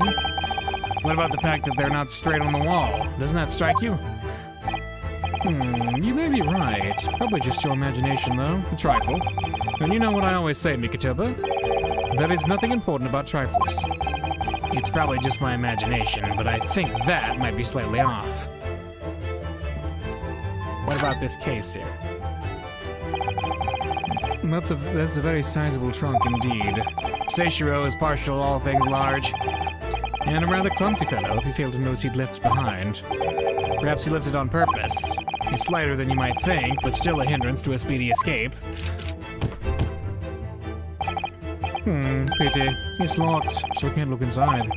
Surely 5 seconds from now the situation will be quite different, though? Sadly not. It is a 7-digit combination lock. And I'm not in a morose enough mood to work through all the combinations at present.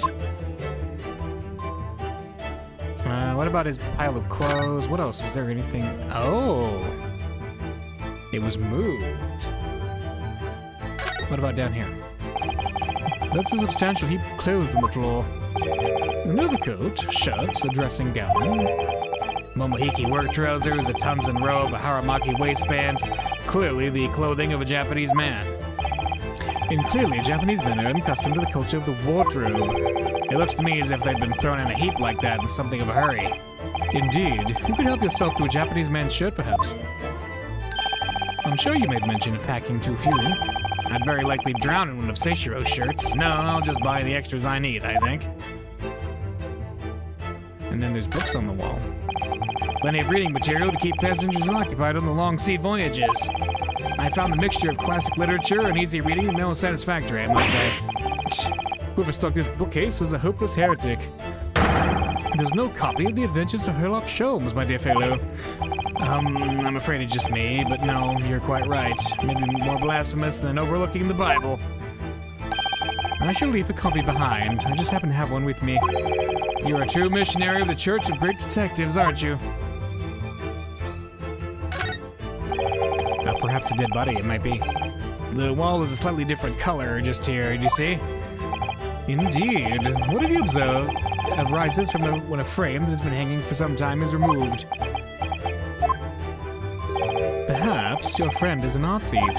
Now there's a bold deduction worthy of a great detective, I'm sure. He may very well be the elusive thief who's been plaguing France's galleries of late.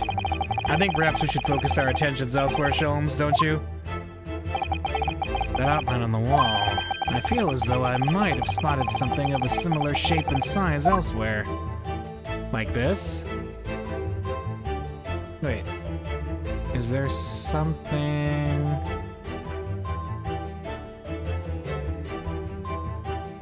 What about the door? All the doors on this vessel have locks, I believe. A wise idea. You never know when and where criminals may strike. But of course, to the great detective Sherlock Holmes, lock, bolt, or shirt button, it makes no difference. All are unfastened with equal ease. The way you go on, you sound rather more like a great thief than a great detective. My dear Mikitoba, as long as there is greatness, I'm quite satisfied. Ha! Of course you are. Alright, what about the wastebasket? This is the wastepaper basket, look, and there's still rubbish inside. Indeed? Then let us pry. I've discovered recently I have a penchant for exploring the contents of others' wastepaper baskets. I sincerely hope only for your work. Ah. Here we have a notice issued to passengers from 3 days ago. 3 days ago? The night before we arrived in London, then. when I was still aboard myself. Evacuation drill notice, 31st October. Following... Oh. Okay. Ah, yes, there was an evacuation drill. I remember now. For our safety and security, all first-class passengers were constantly under the watchful eye of the crew. So it was a welcome relief to have some privacy for once.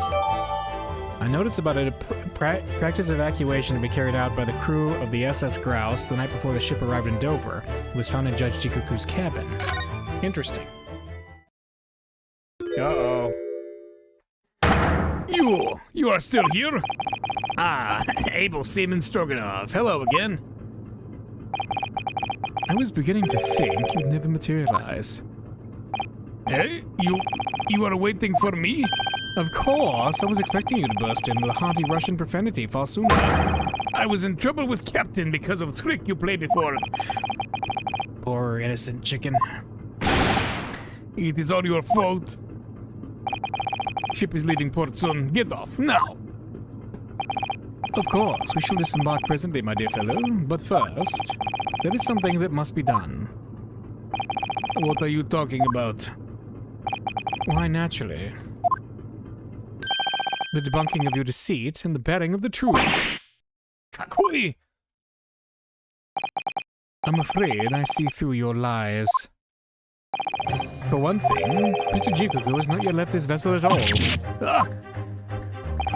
And for another, my dear Seaman Stroganoff, you know exactly what a man is, even as we speak, don't you? How could you... Good gracious, Shelms, you mean you've worked it out? All of it? It's really been too long, hasn't it, old friend? 10 years, no less. So, would you care to join me for a dance of my inevitable logic and reasoning? Nothing would please me more. What is this? We have but minutes until the vessel puts to sea. No games now. Time is of the essence. Mr. Stroganoff, allow me to remind you of your earlier claim. You told us that Jikoku left the ship some 2 hours ago. Da, that is what I said. Sadly, that was a rather clumsy lie. You see, there is something in this room that quite clearly contradicts it. What? Ah, yes, of course. I see you've noted it too, Mikitoba. Then please, do take the lead. What in this cabin shows the impossibility of Jikoku having disembarked 2 hours ago? Let's see what the last 3 years have done to your observation skills then, Mikitoba. It's been 10 years since we last did this, Sholmes, not 3. Why, of course it has, quite. Now, all the clues here in this cabin for your eyes to see. But as I always say, you must not merely look, but observe. Observe, and the answers become clear. So, impress me. I think I can manage that. What shows the impossibility that Jikoku disembarked 2 hours ago? Is it the glass containing ice because the ice hasn't melted? Take that!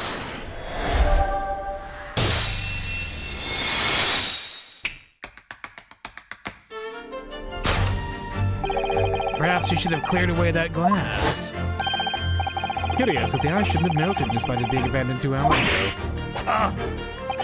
It would appear that the man was here in this very cabin until moments before our arrival. With his well-chilled glass in hand. Get your mind off the refreshments, Sholmes. One might even conclude that somebody informed him of our boarding. Wouldn't you agree, Mr. Stroganoff?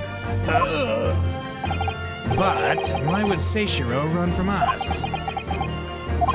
Before we consider that question, allow me to confirm one small matter. Would I be correct in saying that these first-class captains of the SS Grouse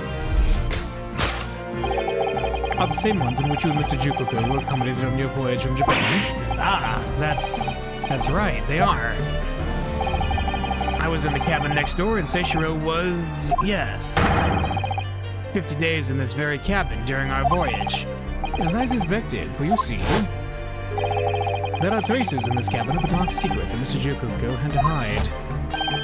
What traces? I know nothing about this. Ah, this is news to you, is it, Mr. Stroganoff? Sholmes, what exactly are you getting at? As I said, there are traces in this cabin of some nefarious activity. Something that appears out of place, which I'm quite sure won't have escaped your notice. Something out of place in here. That's the key to this, That's the key to this, Mikitoba. The remnants of the dark deal that took place in here are being masked by something quite incongruous. I must say, I didn't foresee ever doing this dance of deduction with you again, Mikitoba. No, quite. But life is full of unexpected twists and turns, as you well know. Now then, let's see if I can uncover the truth here. Yes, you have the floor, my dear fellow. Is it the trunk? Take that! Nope. Mikitoba, no games now were my words, were they not? Come, Sholmes, where's the fun in life without a little fooling around, huh? Quite right you are.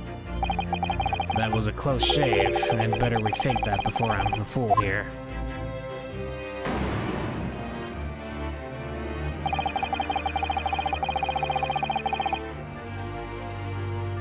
The only other thing I can think of is the rules of passage, right? You must tilt your head to one side and listen carefully to the faint cries of the scene. Hear the evidence calling out for you to find it. Here I am, it cries.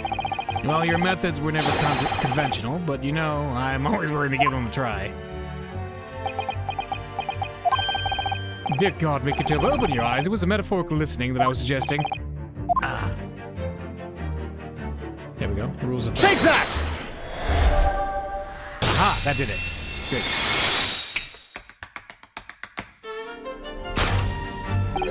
It's the rules of passage in this frame here. They're obviously out of place. The way they're hanging crooked on the wall, as if they were put there in a hurry. Yes, as I'm sure you've already concluded. The frame was originally over here. The shape and size are a perfect match. Da, you are right. When did the frame move? Hardly the most observant of crewmen are you, Mr. Stroganoff.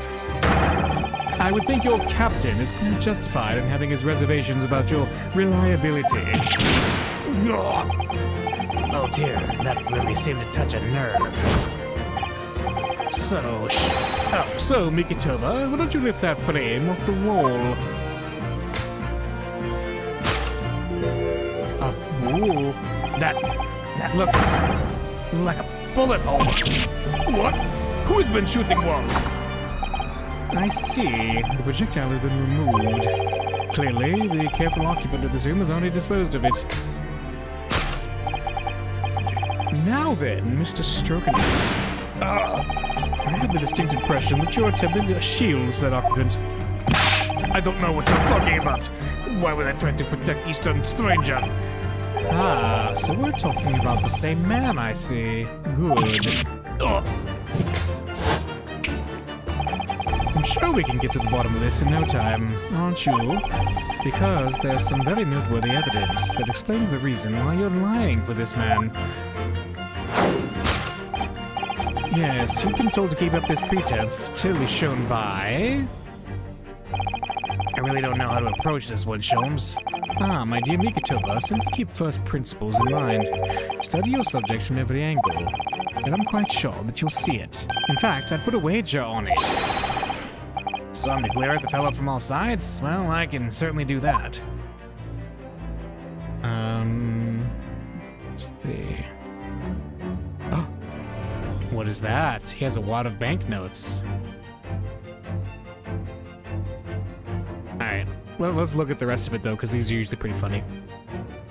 Or can I examine them? I cannot. Never mind. Take that! The wad of banknotes.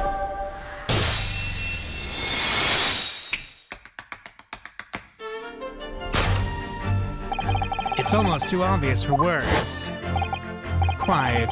The universal language of the world. Money. Ah!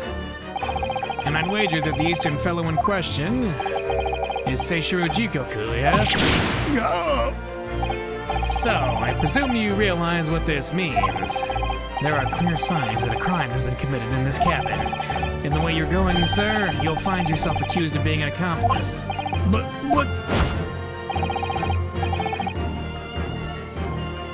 Yep, the pipe is stuffed. I bet that's what's going on. He did it somebody did it to muffle the sound of a gunshot. I believe you know, Mr. Sturganov. You know where Mr. Juko is hiding at this precise moment in time. He looked right down at the chest. As always, Mikitoba, in matters of deduction, the furtive glance is your unfaltering ally. Yes, I think you're onto something there, Sholmes. You found the chink in this burly fellow's armor. We need only follow the man's gaze to know what our prey is hiding. The slightest flicker of the pupils, a minutely delayed blink, nothing escapes my attention, even that which is barely perceptible. You could hardly call this barely perceptible, Sholmes. The man's turned his entire head. Not exactly what you describe as a furtive glance, is it? It's almost too obvious.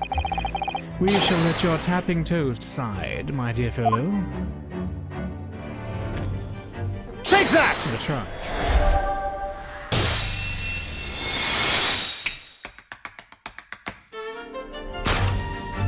Yeah, I think so. I think Gregson was shot here on the boat. Probably by Jikoku. You turned immediately to look at this trunk, didn't you?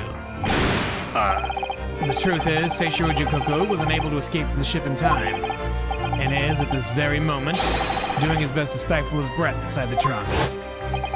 If he still has breath to take, I fear he may be running dangerously low on air. I imagine he didn't count on us making a nuisance of ourselves for quite so long. I think it would be in everyone's best interest for us to open the trunk as quickly as possible. But how can we? Are you forgetting about the combination lock? We don't know the 7-digit code. The combination lock can be opened from inside the trunk. Therefore, there must have been an arrangement for somebody to open it after our departure. Of course. In short, before Jikoku hid himself inside that trunk, he must have told somebody the 7-digit number for the lock. Now, as I'm sure you can confirm, Mr. Sturganov. No, I know nothing about combination code. Don't move a muscle, my good seaman. Huh? Now, Mikitoba, would you do the honors and open the trunk? Oh. 5630145. It looks like it says Sholmes, but it doesn't. How on earth do you expect me? It's a 7-digit number, remember? Quickly now, we have little time. Oh, okay. Review the scene. So 5630 or 5631045. All right.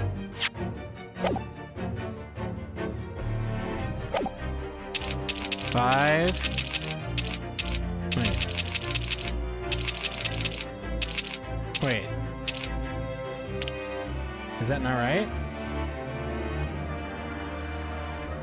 Is it 5-6 or 5-2? Maybe it's 5-2. 5-2-3-0 or 1-0. And what is it again? 4-5. Got it. Take that! Yeah. Click. That did it. It's open. You had to meddle, didn't you? Oh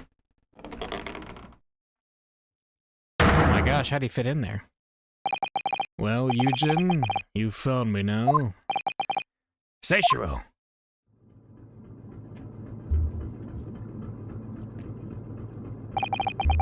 I was really hoping beyond hope not to find you here, you know? But you're not entirely unsurprised, I take it? No, quite. I just wish it were some other way.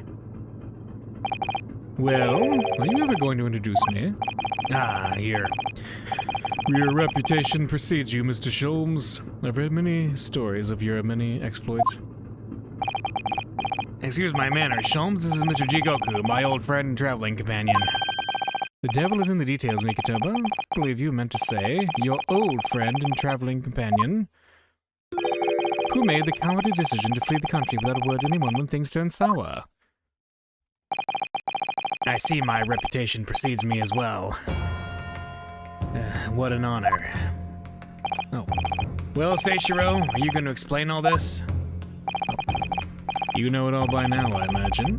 What you didn't know, of course, is that 3 days ago, on the night before our arrival in Britain, an attempt was made on my life here on this very ship. By the Reaper of the Bailey? Yes, I've since heard. Because you were once prosecuted by the Reaper, weren't you?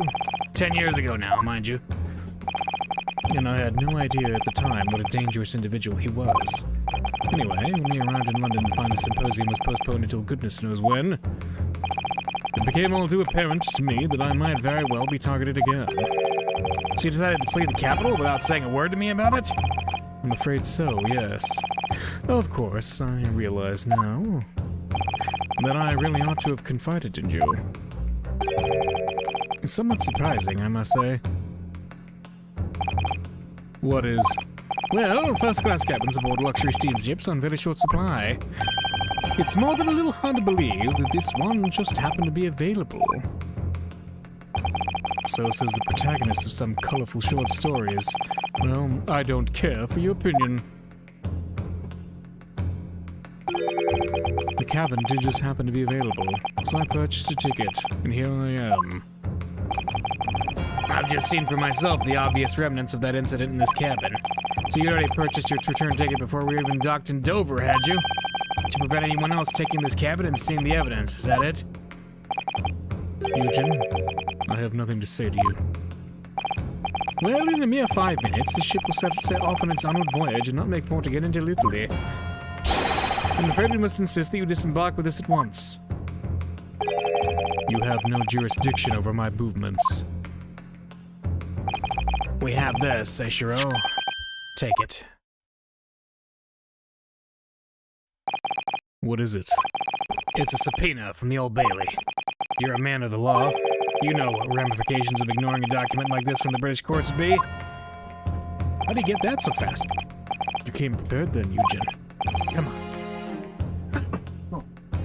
Let's go. One moment. What is it, Sholmes? Inside Mr. Jikoku's trunk, I found this rather fascinating trinket. What is that? Seishiro? I can't help you, I'm afraid. Some small component from something.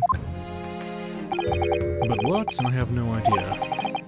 By the look on his face, I think he genuinely doesn't know. Well, let us pocket it as a small souvenir of our brief sojourn in France. A small machine part that Mr. Sholmes found in Judge Jikoku's cabin. Wait a minute, that is a winder to a pocket watch. And we know who you loves clocks.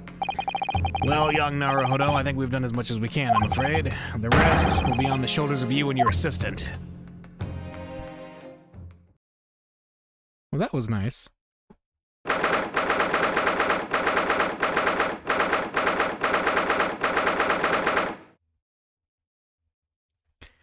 3rd November, 12:10 p.m. The Old Bailey courtroom.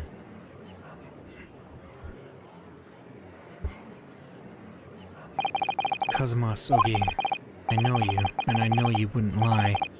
But still, there's no doubt that you're holding something back. You know more than you're saying. During the past 30 minutes while this court was adjourned, all possible efforts were expended. But sadly, Mr. Jikoku's whereabouts could not be ascertained. We must accept the unfortunate conclusion that the Reaper has already done the deed. There's no sense in wasting any more of the court's time. The prosecution calls for an immediate verdict. Objection! No, the trial cannot end now. You're a Japanese man, Ryunosuke. You should know when to lay down your sword. And you should know never to presume when the battle is won. The court has already been presented with the evidence and heard all relevant testimony, and there can only be one more conclusion, that the accused is guilty. All relevant testimony? Far from it. And there's still a crucial witness, from whom the court has yet to hear a single word of testimony. In that case, call your witness to the stand at once, counsel. Yes, my lord. Tomorrow, if possible. The witness is already on his way and scheduled to arrive tomorrow. Who on earth is this crucial witness? Seishiro Jigoku, the very man allegedly murdered by the Reaper. Jigoku, you found him?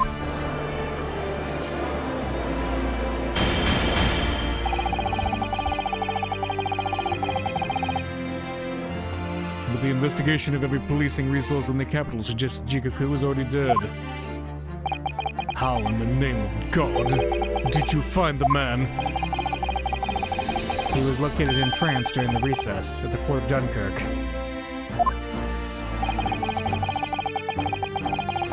Thanks to one of Mr. Herlock Sholmes's famous deductions. Herlock Sholmes. Inspector Gregson almost certainly met with Mr. Jigoku on the night of his death, because along with Prosecutor Asogi, Gregson was on a mission to assassinate the man. Which means that Seishiro Jigoku is the sole witness who can clarify exactly what happened aboard the SS Grouse on the 31st of October. Well, it would appear that it's too soon to move to adjudication at this point. The prosecution concurs. The court must hear Mr. Jigoku's testimony. No judgment should be passed until all testimony has been considered. In that case, I hereby call the end of today's proceedings. Court will reconvene at the same hour tomorrow. No objections from either side? No, my lord. No objections, my lord. We live to fight another day, by the skin of our teeth.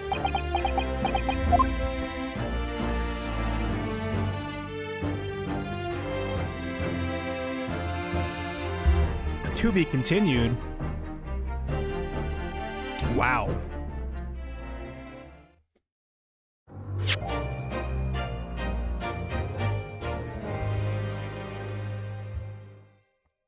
Okay. Save current progress? You bet.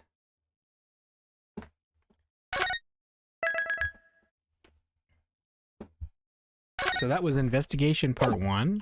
Oh, we're in an investigation? Oh, weird. The unexpected halt of proceedings sent a clamor around the courtroom. But outside the Bailey, where Londoners knew nothing of the secret trial within, it was a typical still night. Then, at a little past 8 o'clock that evening, Mr. Sholmes and his partner returned to Baker Street. 3rd of November, 8:07 p.m., Sholmes' suite. That's quite a... We have returned, my dear fellows. Welcome back to Britain, and thank you for your timely help. Think nothing of it. I believe you've had an even more willing day than Mikitoba and I knew. You could say that. You were on the brink of defeat in court earlier. So this prosecutor, Asogi, had you on the ropes, did he? And he's your best friend, you say? No, he's not really the man I knew in Japan anymore. Nothing has changed.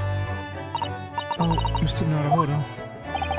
I mean, it's incredible to think that he'd even entertain the idea of acting as the Reaper's assassin. Well, nevertheless, you must introduce me. After all, I've only ever met the young man as a corpse. When all this started, almost a year ago now.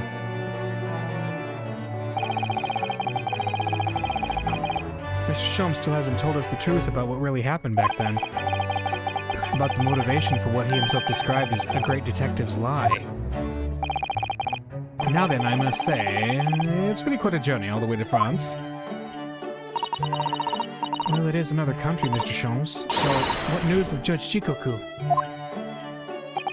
We took him to Scotland Yard. The investigating detectives there have a lot of questions for the man. Poor Professor Mikitoba. This must be quite a shock for him. Ah, yes. I picked this up at the telegraph office on my way home. What is it? Surely you haven't forgotten already. I put upon you for the matter yesterday. You put upon me, Sholmes? I had to fill out your test telegram to Japan and to foot the bill as well. Oh, you've had a reply already? What was so urgent, though, Mr. Sholmes? Such matters can wait until later. I'm far too hungry for an involved conversation at present. Well, that's good news, because supper is ready, everyone. Ah, and what a feast it is! If I were none the wiser, I'd think the travel won already. Roast beef, kippers, stew, steak, and kidney pie. Yorkshire pudding. Tomorrow could be a very long day, so eat up. In that case, I think I'll seat myself just here. This place appears to be the only set with a helping of pheasant as well. Oh, sorry, Harley, not there. Why ever not? Are we in set places this evening? Yes, and that place is for Susie's daddy. Me? That's right, I made it especially for you, Professor Miki. I see. Well, that's terribly kind of you. It's a shame, really. What do you mean? Well, for a brief moment I believed it. That Susie and I were half-sisters, I mean. Oh! Huh? Iris, do you mean... Yes, I know now. I overheard yesterday. I secretly listened into the conversation you had after I tricked you all into thinking I'd left. What? What? The misunderstanding arose because of that autopsy report from 10 years ago. But actually, it turned out that neither Dr. Wilson nor Professor Mikitopa are Iris's father. Really? Yes, about that, Iris. You know, I know. You can't tell me at the moment. Oh, Iris. The pheasant is by way of an apology. I'm sorry for eavesdropping. Oh, no, that's quite all right. Then why don't I get any apologetic pheasant? So just who is Iris's father? I suppose that's not something we'll be finding out today. So then, let us dine, while our largely pheasantless plates are still piping hot. A fine idea, Sholmes. It all looks absolutely delicious. Eat as much as you like. There are always seconds. This could be our last chance to ask questions before tomorrow's trial. About that telegram from Japan, and about Kazuma. I can't let this opportunity slip away.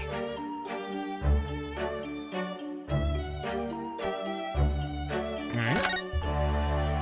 So who's... Oh, wow.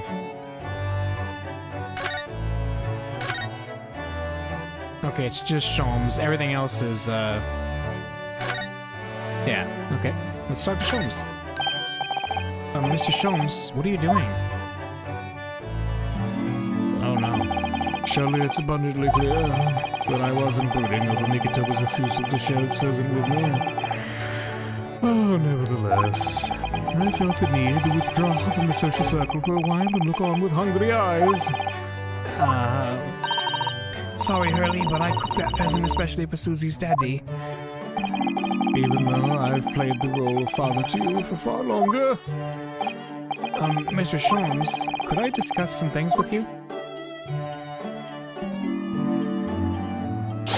Certainly, my dear fellow. I found myself quite in the mood for a spell of conversation. No doubt, you're hungry to learn more of my deep love of the game. I can probably contain my curiosity on that one. You needn't look at me in that fashion. In what fashion? It seems that before we discuss the pheasant, we have some rather unpheasant matters to discuss. Unpheasant. Okay.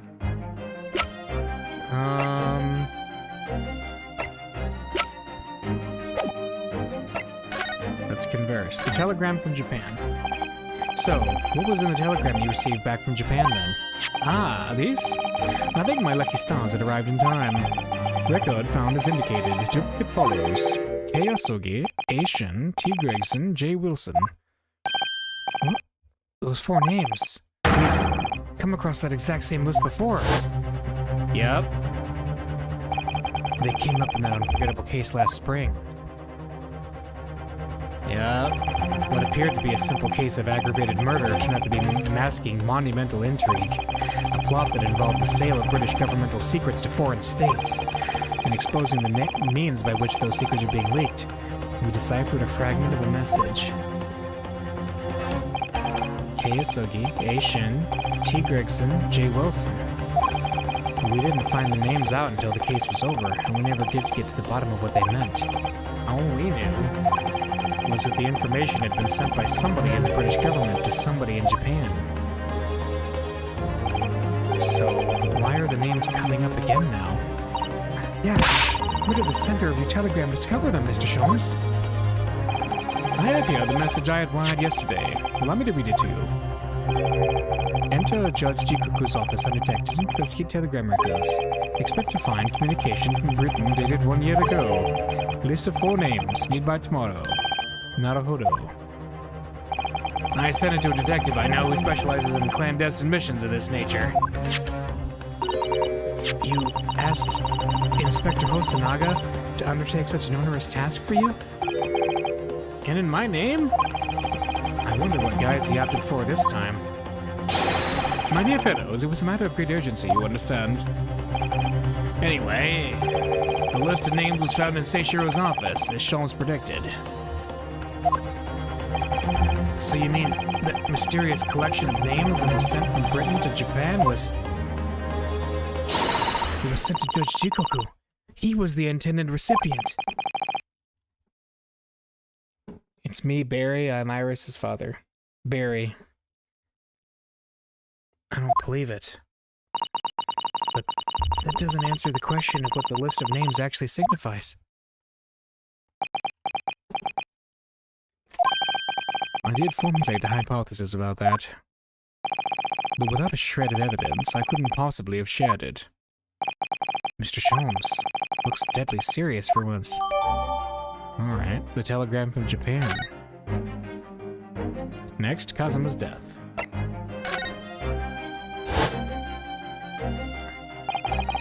That tragedy we had to go through on the SS Buria was all for nothing. Kazuma wasn't dead at all. We were completely taken in by the lie you told us, your great detective's lie. I took no pleasure in deceiving you.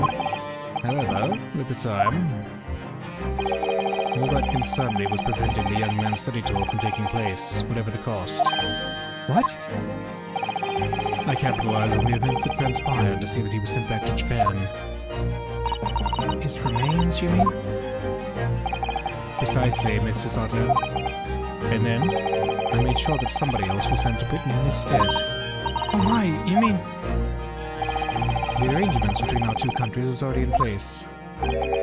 One university student lawyer and one judicial assistant to be accommodated on a studies tour. In other words, by arranging for someone else to fill the place originally intended for Mr. Isugi, I would successfully prevent the man from arriving on our shores for several years at least.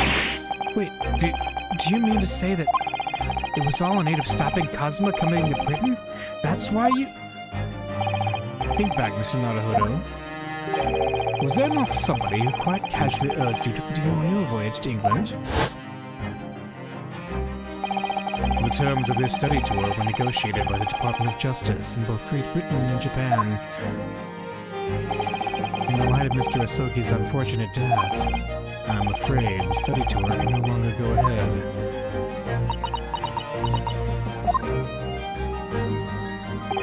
My dear fellows, the majority of problems have an extremely simple solution, you know. All you require is one lawyer, and the study tour can continue, surely.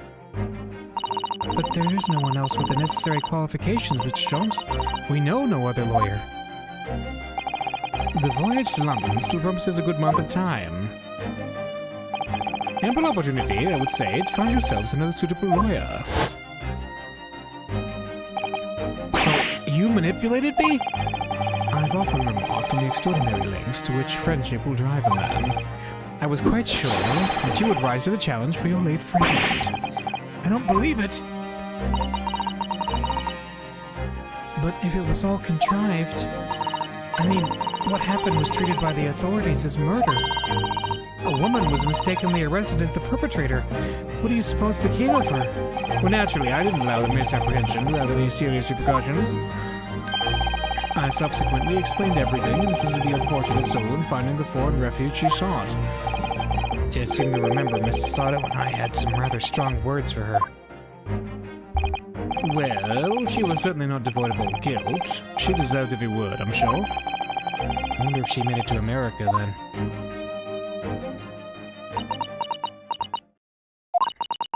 I'm afraid I simply cannot comprehend it. Why would you go to such lengths, Mr. Sholmes? Why were you so determined to stop Kazuma-sama from reaching Britain? The truth is, 12 months ago, there was already a very tangible omen of the impending tragedy, you see? Oh! An omen that at this very moment in time is close at hand. What?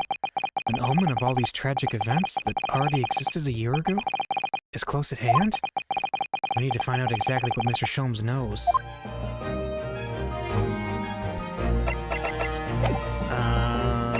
We gotta present something to him then? An omen, huh? A small machine.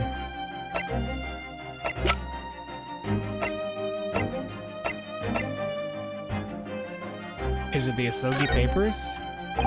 Mr. Sholmes, would you mind looking at this? This is hardly the time, Mr. Naruhodo, as I'm sure you will appreciate. Oh, no, of course not. My attention is entirely drawn to one single matter now, the pheasant. Anyone would think you hadn't eaten in weeks. No, what is it that we're trying to get out of him?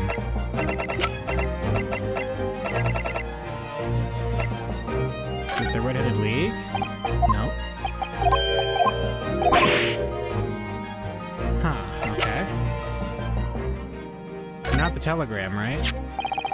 There was no room for doubt with your instructions in this telegram, Mr. Sholmes. You were very clear that it was Judge Ikuku's office that should be searched, so... You obviously knew that's where the list of names would be found. A. Asogi, A. Shin, T. Gregson, J. Wilson. But we only learned of these 4 names just over 6 months ago now. And only because they appeared as part of the top-secret government communications that were leaked. That's true, yes. But at the time, you were in a way of the background. You see, those 4 names were wired to Japan. Around 6 months before that. Approximately this time last year, in fact, when you were both still in Japan. Huh? It really would be hypocrisy on my part to reprove others for intercepting state secrets. Because after all, I'm perpetually eavesdropping on communications between the British and Japanese governments. You're perpetually doing what? How? Never mind the details, but you should know. No secret is safe from Herlock Sholmes when he has designs on knowing it. Oh my, Mr. Sholmes, what a fabulous line. Now, 1 month after that list of 4 names was wired to the recipient Jikoku in Japan, Dr. John H. Wilson was murdered. As soon as I learned of the incident, I hypothesized rapidly took shape in my mind. As it turned out, I was partly correct, and partly mistaken. Nevertheless, it was the beginning of all the tragic events that we were to follow. Mr. Sholmes, please, tell us all you know. Tell us about these 4 names and the tragedy to which they're all somehow connected. Yeah, let's talk about the 4 names. As I said, when I learned of Dr. Wilson's murder in Japan, my mind immediately turned to those 4 names, because you see, there was someone else on the list, who I believed to be recently deceased. What? Who? A Shin, as it was transcribed in Japanese script. In actual fact, Miss Asa Shin. That was a familiar name to me. She was a professional killer, well known among London's unsavory classes. Oh, I see. But she had completely vanished from existence several months before Wilson's murder. So I came to the logical conclusion that she had herself been killed. And accordingly, I became fearful for the lives of the remaining 2 persons on the list. Kei Asogi and T. Gregson? Owing to our proximity, I decided to take measures to protect Gregson myself. But I determined it would be safest if young Asogi were to stay away from Britain. Oh, so that's why you went to such lengths to prevent this study tour from going ahead. Exactly. So, you already knew who Kazuma-sama was, Mr. Sholmes? Oh yes, Sholmes and I have exchanged correspondence for years. I've recounted many tales about Asogi to him in my letters. And the news of Dr. Wilson's death, of course. So, Dr. Wilson is dead then? I didn't know. Oh, Iris. I know he wasn't my daddy, but still, that's very sad. I'm so sorry, Iris. I knew the significance of the name, obviously, but we just couldn't bring ourselves to tell you. No. But what you just told us, Mr. Sholmes, doesn't completely tie with the facts. There's one big hole in your hypothesis. A big hole, Mr. Naruhodo? Ah, yes. You mean about Asa Shin, I presume? Oh, of course. Exactly. She wasn't killed, was she? She was in Japan posing as a visiting student under the assumed name of Giselle Brett. I'm glad you're keeping up, my dear fellow, but I only became aware of the fact 2 days ago, in the foyer of the Great Waterloo Hotel.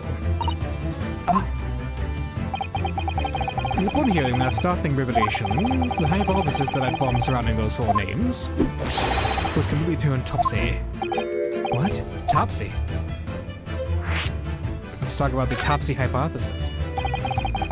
What do you mean when you say your hypothesis was turned topsy, Mr. Sholmes? I believed all 4 names in the list to be the names of victims. However, I was mistaken.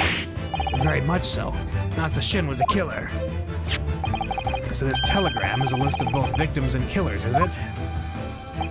Indeed. It would seem that Miss Shin was dispatched from Britain with the sole intention of dispatching Dr. Wilson.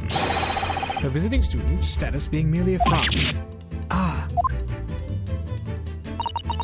Which would of course explain why no motive could be determined for her actions. So the real reason Dr. Wilson was killed by Asa Shin is because he was the target of an assassination?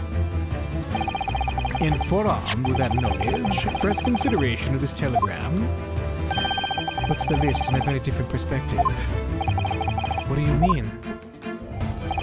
Well, does it not strike you? There is another among the 4 who subsequently became a visiting student. Wait, you mean... But of course, a name you know only too well. You mean Kazuma? Oh, he did say in court earlier today. Yes, on 31st October, I accompanied Inspector Gregson to Dunkirk in order to carry out a mission. And the mission was? The assassination of the Mark. Young Mr. Asogi accepted the mission a year ago now. Surely not. In conclusion, this document is a contract of sorts. An international agreement, one might say, detailing an assassin exchange. An assassin exchange? How could Kazuma possibly have gotten involved in something like that? Yeah, what the heck? Let's assume that we have 2 parties, each wishing to dispose of a distinct individual.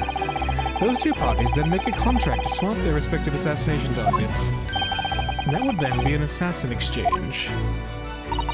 So to begin with, the British assassin is dispatched as a visiting student to Japan, where she kills her target. And then the Japanese assassin is dispatched as a visiting student to Britain in order to eliminate his target. It certainly does sound like an exchange. But what on earth is the point? Don't forget, Naruhodo, that the British assassin at least escaped conviction, thanks to diplomatic immunity afforded by consular jurisdiction. Oh yes. Such jurisdiction should be null and void under the terms of the new treaty between our two countries. So the fact that it was brought into play suggests intervention at the very highest levels. The highest levels? These murders were two sides of the same coin, linked not by a common motive, but by contractual agreement. As such, they appear utterly unrelated. Yet in truth, the assassins were complicit in one singular, devilish scheme. That disassociation and the safeguard of diplomatic immunity were, I believe, the motivation behind this plot. But wait a minute, Sholmes. If this telegram really is describing the exchange of assassins as you're suggesting, it would mean that the Japanese killer's target was never a Seishiro Jukoku at all. It would mean Asogi's lieutenant was actually Inspector Gregson. What? Kazuma was here for Gregson?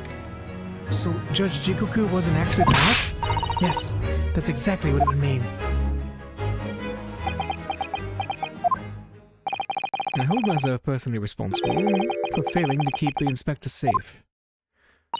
Mr. Sholmes. I told him of my fears and implored him to seek a transfer to an overseas position. Obviously, with the young pickpocket in tow. Yes, Gina. Come to think of it, Inspector Gregson did mention that to us at the Great Exhibition, that he'd be transferring to the Paris police and taking Gina with him. But without informing me, he engaged in one last assignment, it seems. And sadly, it turned out to be his very last.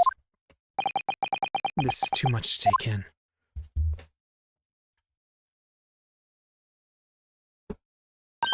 Alright, everyone, that's quite enough of all that serious talk for one day. Isn't it, Hurley? I mean, look at the time. Ah, quite right, Iris. We must conclude our preparations for tomorrow. What preparations? Well, I think I shall make my way back to my hotel room now. This has certainly been a night to remember. It is a little bit sad, though. Huh? I mean, I like the idea of you being my daddy.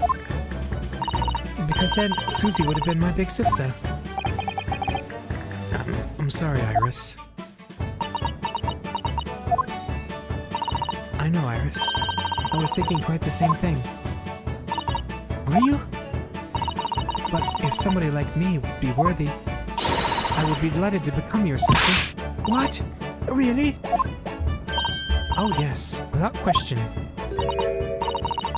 So, you'll teach me all the ways you know to throw Runo to the floor? Oh yes, yes, of course. It would be my pleasure. You didn't have to agree quite so readily. Oh, but wait a minute. If Susie's going to be my big sister, you could be my big brother if you want, Runo. Huh? I mean, yes, of course. If you'll have me, I'll gladly be your brother. Well done, Iris. You must always be mindful of feelings. I've raised you so well. Because being sensitive is your strong suit, naturally.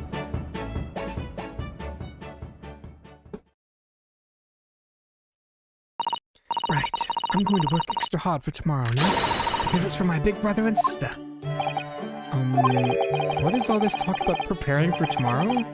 Preparing what? You'll just have to wait and see. Oh.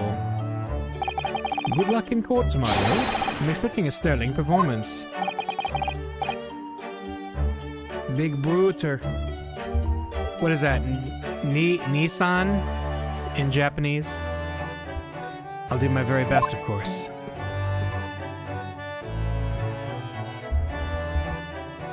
Or Oni-chan. Oni-chan!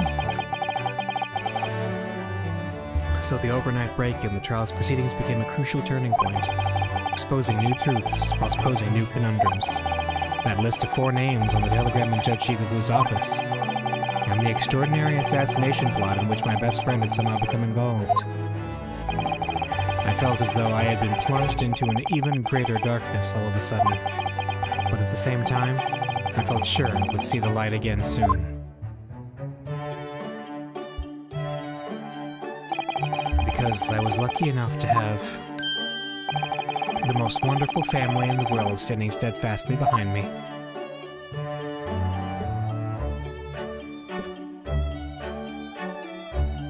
To be continued. Well, I know it's a little early, but this is probably a great place to stop for the night because I think there's a lot and I don't want to like start the momentum of the trial and then have to end it in like 30 minutes. So yeah, I think we're going to call it here and we'll see you next Saturday for probably the conclusion to the Great Ace Attorney series. A little bittersweet because I've really grown to love the story and I've grown to love all these characters. I really hope they make a sequel to this. I might say, depending on how this wraps up, but I think I like this better than even the main Phoenix Wright series, but I don't know. We'll see. Anyway, we'll see you next Saturday. Same time, same place. See ya.